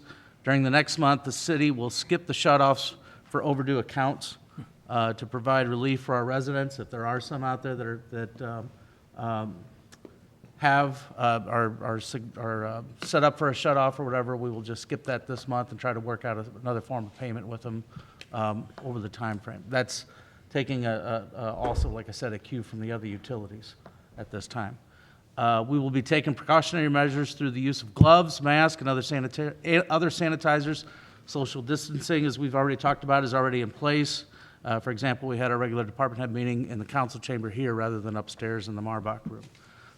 We will also be monitoring federal legislation that may supersede local personnel regulations. So time off in the event of a COVID-19 infection or of a member of a family, we will go ahead and take a look at that. All time and resources provided for the pandemic during this time will be documented for future reimbursement, because we will be able to go ahead and get that just as if it was a flood or anything else. So those things are going to be Yes. monitored. Yes. We do not know at this time. Yes. Hope springs eternal. That's right. But anyway, we just put providing a safe workplace for our employees and safe facilities to our citizens is paramount, as always, if you have any questions. So unless you've got anything else you want to add to this letter, and I'm not going to steal any of your thunder, you got stuff that you can go ahead. We would like to go ahead and accept and enter this into the minutes so that we can do all those items that we've got listed on the letter. Make motion. Second. Okay, we have a motion by Overmark, seconded by Patke, to accept this item into the minutes. All those in favor signify by saying aye. Aye. Opposed? By your vote? Did I say Overmark? It was- Well, somebody over there. Oh, Okay. somebody over there. Yeah, somebody. All right. Okay. Mark's been on the forefront of this from the very beginning, so done a great job as our emergency management director, so I'll let him, if he's got other information he wants to share, so. Yes, first off, just want to thank Eric. Mercy has been a wonderful partner to work with along these lines, so thank you very much, Eric. We have been watching this since it started overseas, made its way onto the shores of the United States. We had our first meeting, I guess it was right about 3 weeks ago now. We had our first meeting up in the Marbach room. We met with and discussed with our partners from Franklin County Health, Franklin County Emergency Management. We had Andrew Blevins on a phone conference, who is the emergency management director for the Mercy East communities, and really filled us in with some really good information, 3 weeks ago to help our planning. Along those lines, Chief Halmig before me had a couple of binders prepared from the H5N1 bird flu and the H1N1 swine flu, and then we looked at integrating some of the best practices and the interim guidance from the CDC and the Missouri Division of Health and Senior Services. And truthfully, the stuff that Bill had from 2007, 2009, very little has changed. A pandemic flu is a pandemic flu. The things that change are, the strength of the flu, the morbidity, those sort of things. So it was really good guidance for us to look at and get going. So we made our request. The emergency services made our request through Franklin County EMA to East-West Gateway for personal protection equipment kits. We do not know if those are going to make it because of the high demand. The emergency services basically have their normal supplies on hand. Nothing that will handle the surge that's being anticipated. So that was one of my jobs at St. Louis County EOC for the past weekend, was to source these things, and along Councilman Solontrup's request.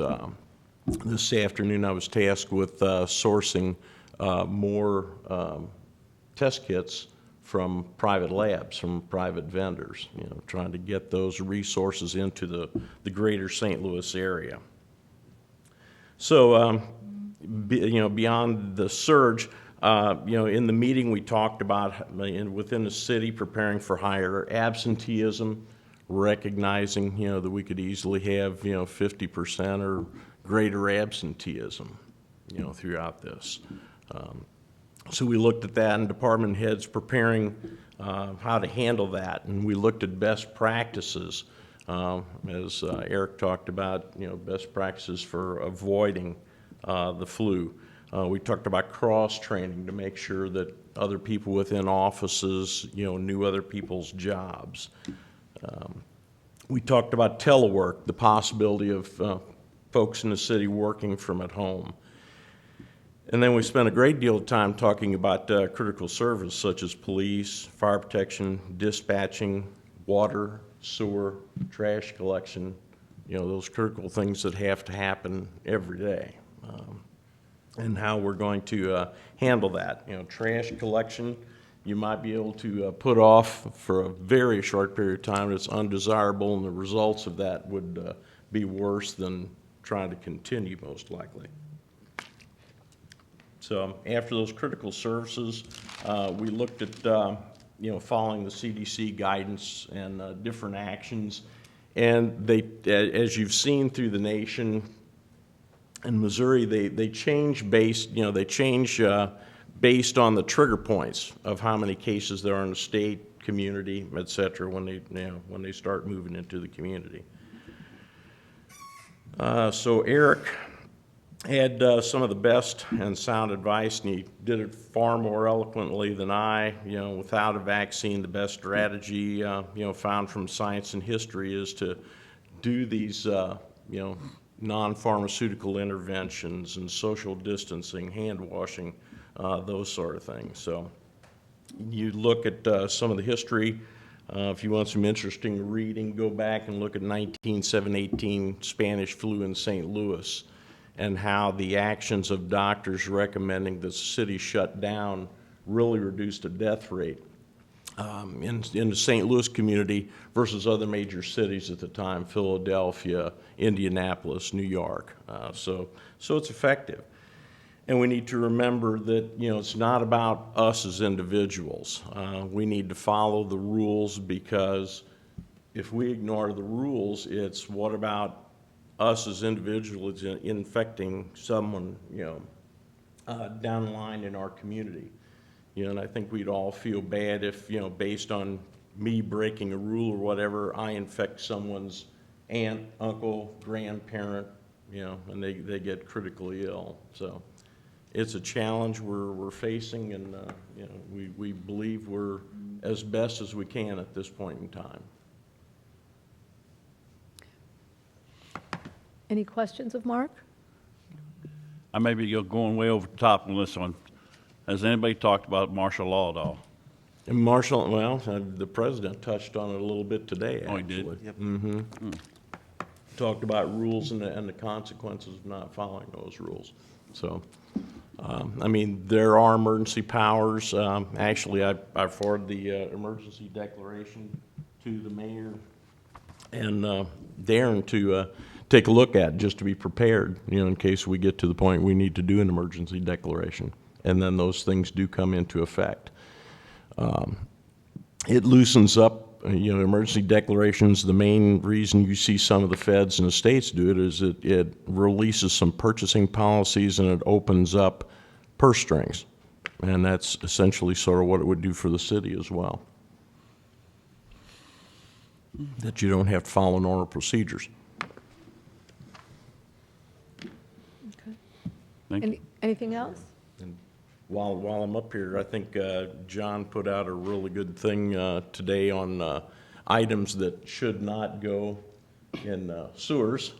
We've seen, based on some hoarding that's been going on, people buying alternative methods, shall we say, for tissue. And there was some good social media came out today on the danger of those items going in the sewer.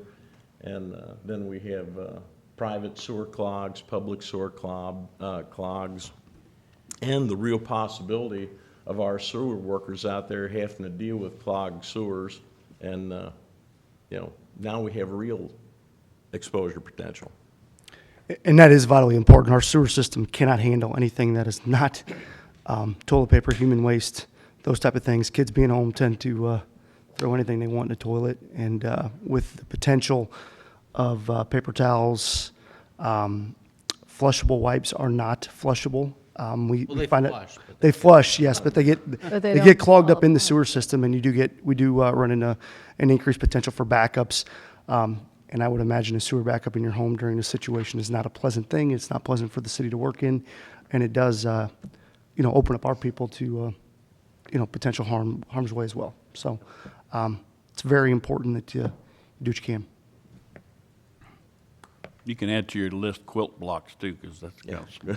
Did you didn't like my banana peels? It happens. It happens. Anything else? Thank you, Mark. You've been a great leader for us on this, so thank you so much. Any other department heads? Nothing. Ordinances, resolutions. An ordinance approving amendment number 23 to the development plan for acquisition of an industrial tract commonly known as the Elmer C. Heidman Industrial Park, providing for the sale of a lot to Noah's Ark Foundation, LLC. Introduced by Councilman Scornia. So this is the lot sale that was originally going to be Lot 12 with Noah's Ark building the medical marijuana production facility. When they did not win both licenses, pared down significantly how big of a building they needed. We sat down with them and discussed some other options, and they realized Lot 18 is a better option for them size-wise and location. So this is an amendment to the development plan to be able to sell that lot to Noah's Ark. Any questions or comments? An ordinance approving amendment number 23 to the development plan for acquisition of an industrial tract commonly known as the Elmer C. Heidman Industrial Park, providing for the sale of a lot to Noah's Ark Foundation, LLC. Holtmeyer. Aye. Sullentrop. Obermark. Aye. Patke. Yes. Wessels. Aye. Pettit. Yes. Heidrich. Aye. Scornia. Yes. By your vote, you approve the ordinance. Thank you. An ordinance accepting the bid from Truck Centers, Inc., Troy, Illinois, and to approve the purchase of a 2021 two-ton dump truck and with plow and salt spreader by the city of Washington, Missouri. Otmar. Introduced by Councilman Holtmeyer. Good evening, Council. This is a two-ton snowplow truck. We will be replacing a 2005 model tentatively after this snow season and going into next snow season. Keep in mind, we have the town broke into 6 sections of town, and we have 7 trucks. 2 of these trucks are also used to support our leaf pickup season, so they are sort of incapacitated up until almost December when we put take the leaf machines off and put the salt trucks and spreaders back on them. Any questions of Tony? An ordinance accepting the bid from Truck Centers, Inc., Troy, Illinois, and to approve the purchase of a 2021 two-ton dump truck with plow and salt spreader by the city of Washington, Missouri. Holtmeyer. Aye. Sullentrop. Yes. Obermark. Aye. Patke. Yes. Wessels. Pettit. Yes. Heidrich. Aye. Scornia. Yes. By your vote, you approve the ordinance. Thank you. An ordinance accepting the bid proposal from Clay Camp Lawn and Landscape, LLC, for grounds maintenance services. Patke. Introduced by Councilman Patke. Good evening, council. So this is in reference to our contracted mowing contract. As everyone probably remembers, our contract expired at the end of the mowing season in 2019. And that was a 3-year contract with Hillerman's. And we recently went out to bid to renew, or to start a new contract, I should say, which is composed of 31 properties. We had 4 bidders show up to a pre-bid meeting and then bid on the potential contract. And the new potential contract came in at $71,950, which is significantly cheaper than what we had been paying for the last 3 years. Almost $20,000 cheaper. So, with that said, we'd like to go out to go to an agreement, I should say, with Clay Camp for 2020 with 2 option years. the goal is to bring this in-house following this season. Yes, as we explained, I think at a previous workshop, the idea is with the retention of the employees from our solid waste pickup, that they would go ahead and be able to be moved into the, a couple of them would be moved into the park system, and then they could go ahead and begin to go ahead and take over that portion. But this year, we've got some other projects already set up that we wanted to. We were happy to see that the bids came in, like Wayne said, almost 20,000 less than last year. It makes it a much easier decision for us to make a recommendation, I guess I should say, to you. So. And I did run reference checks, talked to 3 different people that use Clay Camp. They all said the same thing, does a great job, very easy to work for. If something gets hit or whatever, he fixes it, doesn't try to hide it. Yeah, they cut the cemetery for me. Okay. Yes, that's, I think that was one of them. I spoke with the owner today in reference to this, just because the price was lower, making sure that he had everything in line. And he said, yeah, he does other properties in Washington, so transporting to these stops to do this was just benefited him and the city. So he was confident he could do it.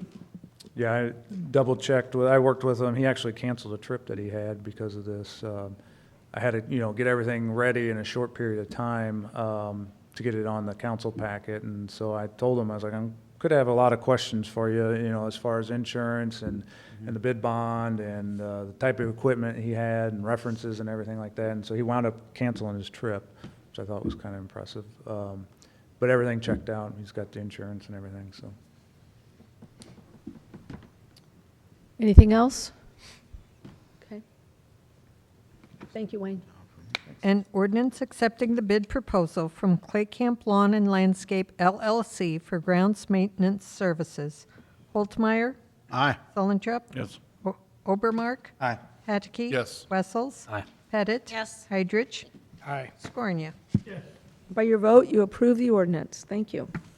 An ordinance amending ordinance number 19-12060, authorizing and directing the execution of a contract agreement by and between the City of Washington, Missouri and FKI Cleaning Services, and amend the 2019-2020 budget. Patke. Introduced by Councilman Patke.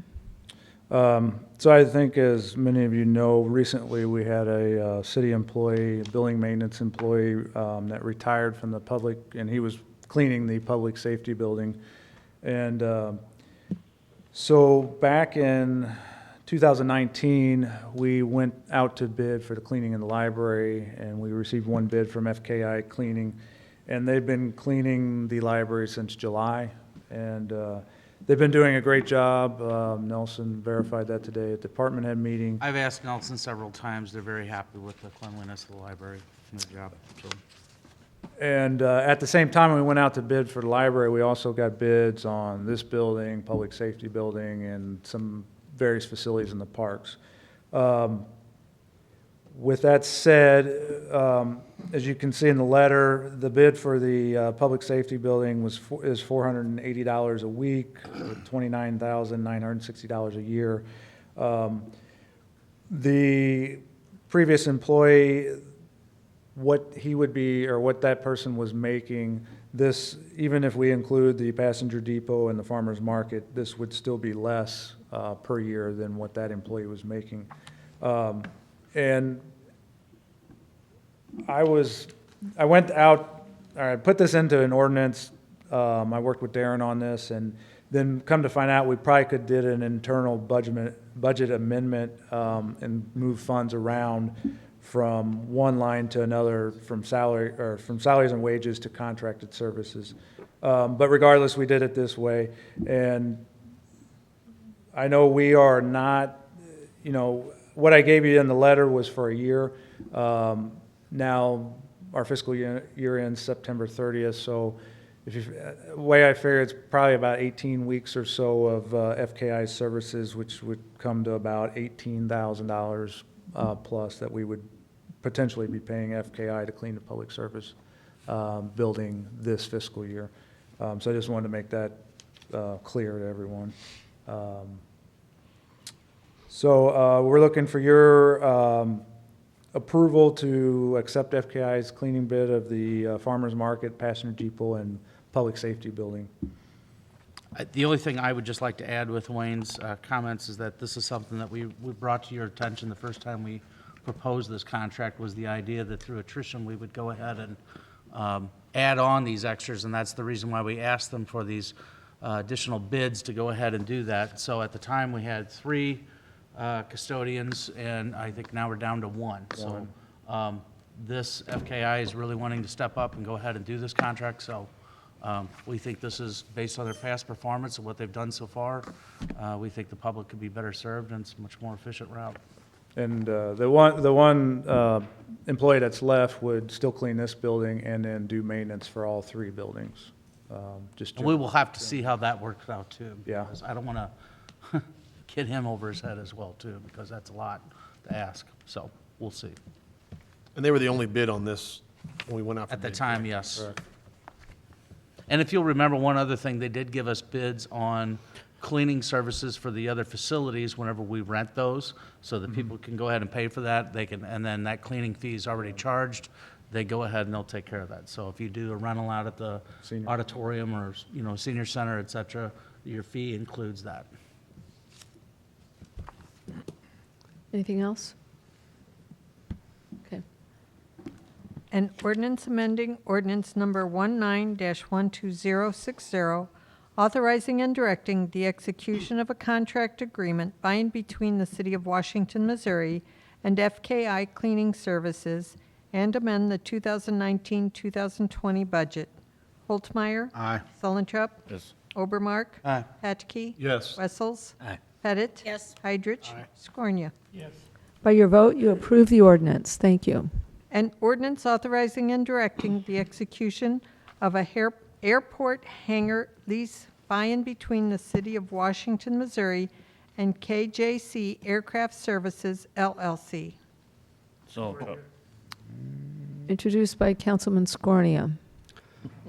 As you are aware, we are currently leasing a portion of the main terminal hangar, which is the heated and cooled area over at the airport. KGC Aircraft Services is a mechanic. They are seeing an uptick in people actually bringing their planes to Washington from St. Louis specifically to get it worked on. We do see a soft benefit of typically those planes do fuel up as they head back to their home destinations. The individual, the owner of the company, has requested to expand into a second bay. That would see an increased rent, $400, that we were not currently getting rented. And I talked to Kevin Hellman. It's a clean operation. He works well with others, which is always a good thing. And he is looking to expand. So this would be for a 1-year lease, and we hope to have him around for quite some time. It does provide a service that we haven't had in quite some time. Any questions or comments? $800 a month, so. Yeah, sorry.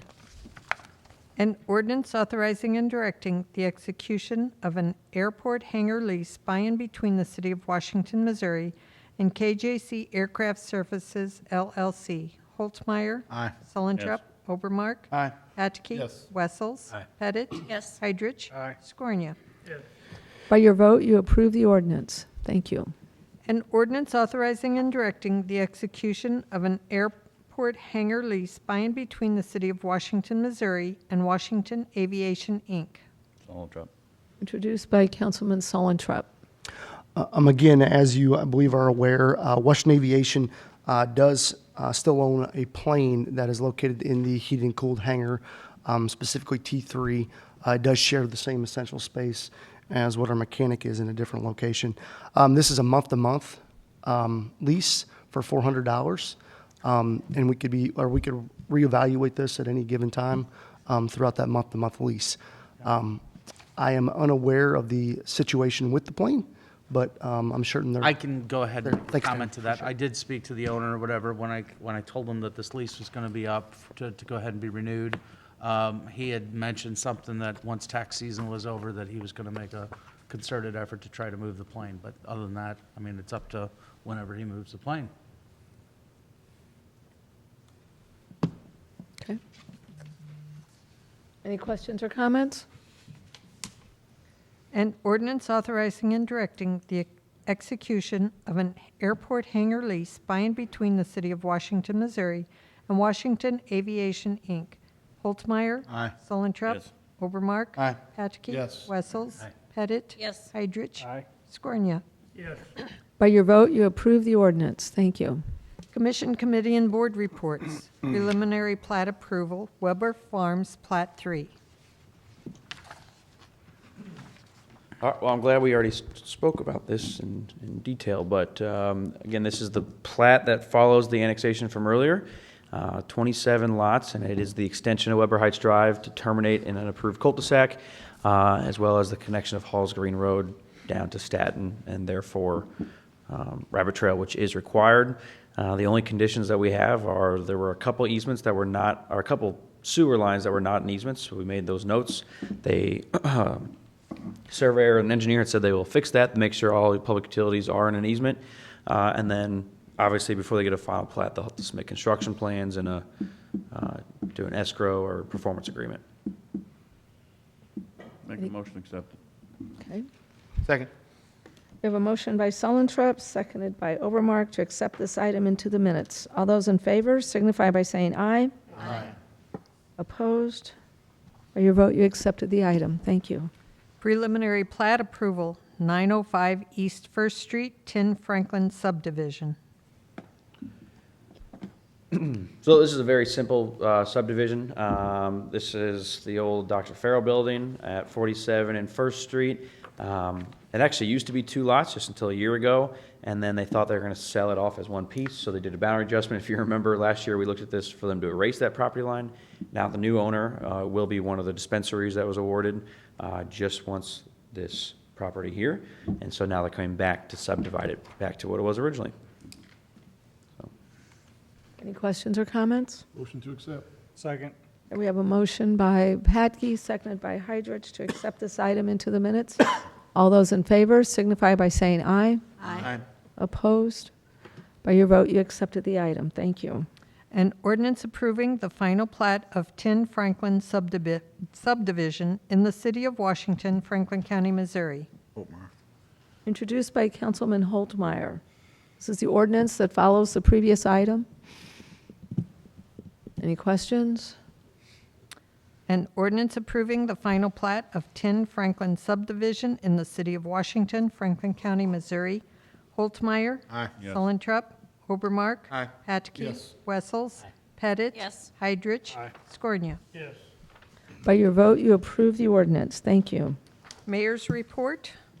I'd just like to reiterate a little bit of what I said before. Obviously, with the virus out there, we're in uncharted waters. Things are changing on a daily basis, and I'd like to give a sincere thank you to our staff here at the city. From top to bottom, they are all responding effectively and responding ready to do whatever we need them to do, and it's been very impressive, really. We have an awesome staff here at the city, and I want you all to know that. They're ready to meet, they're ready to go when we need them, and it's been a very interesting time. I think it'll be continuing to be an interesting time, but we're going to get through this and be stronger on the other side. So anyway, but thank you to our staff, and thank you to all of you as council members for serving our community. I know you probably have folks in your ward that are asking you questions, and it changes daily, as you know. And if you, if there are questions, steer them our way. Mark is here for that. I sent an email out to the all the employees of places where they could get the facts of, here's the websites for Franklin County Health Department, Missouri Health and Human Services, and the CDC. So we hear the things, and sometimes it's hour by hour. So one other thing we just saw tonight, School District of Washington is closing classes until April the 3rd. And so that decision was just made an hour or so ago. So everything's kind of rapidly developing around this.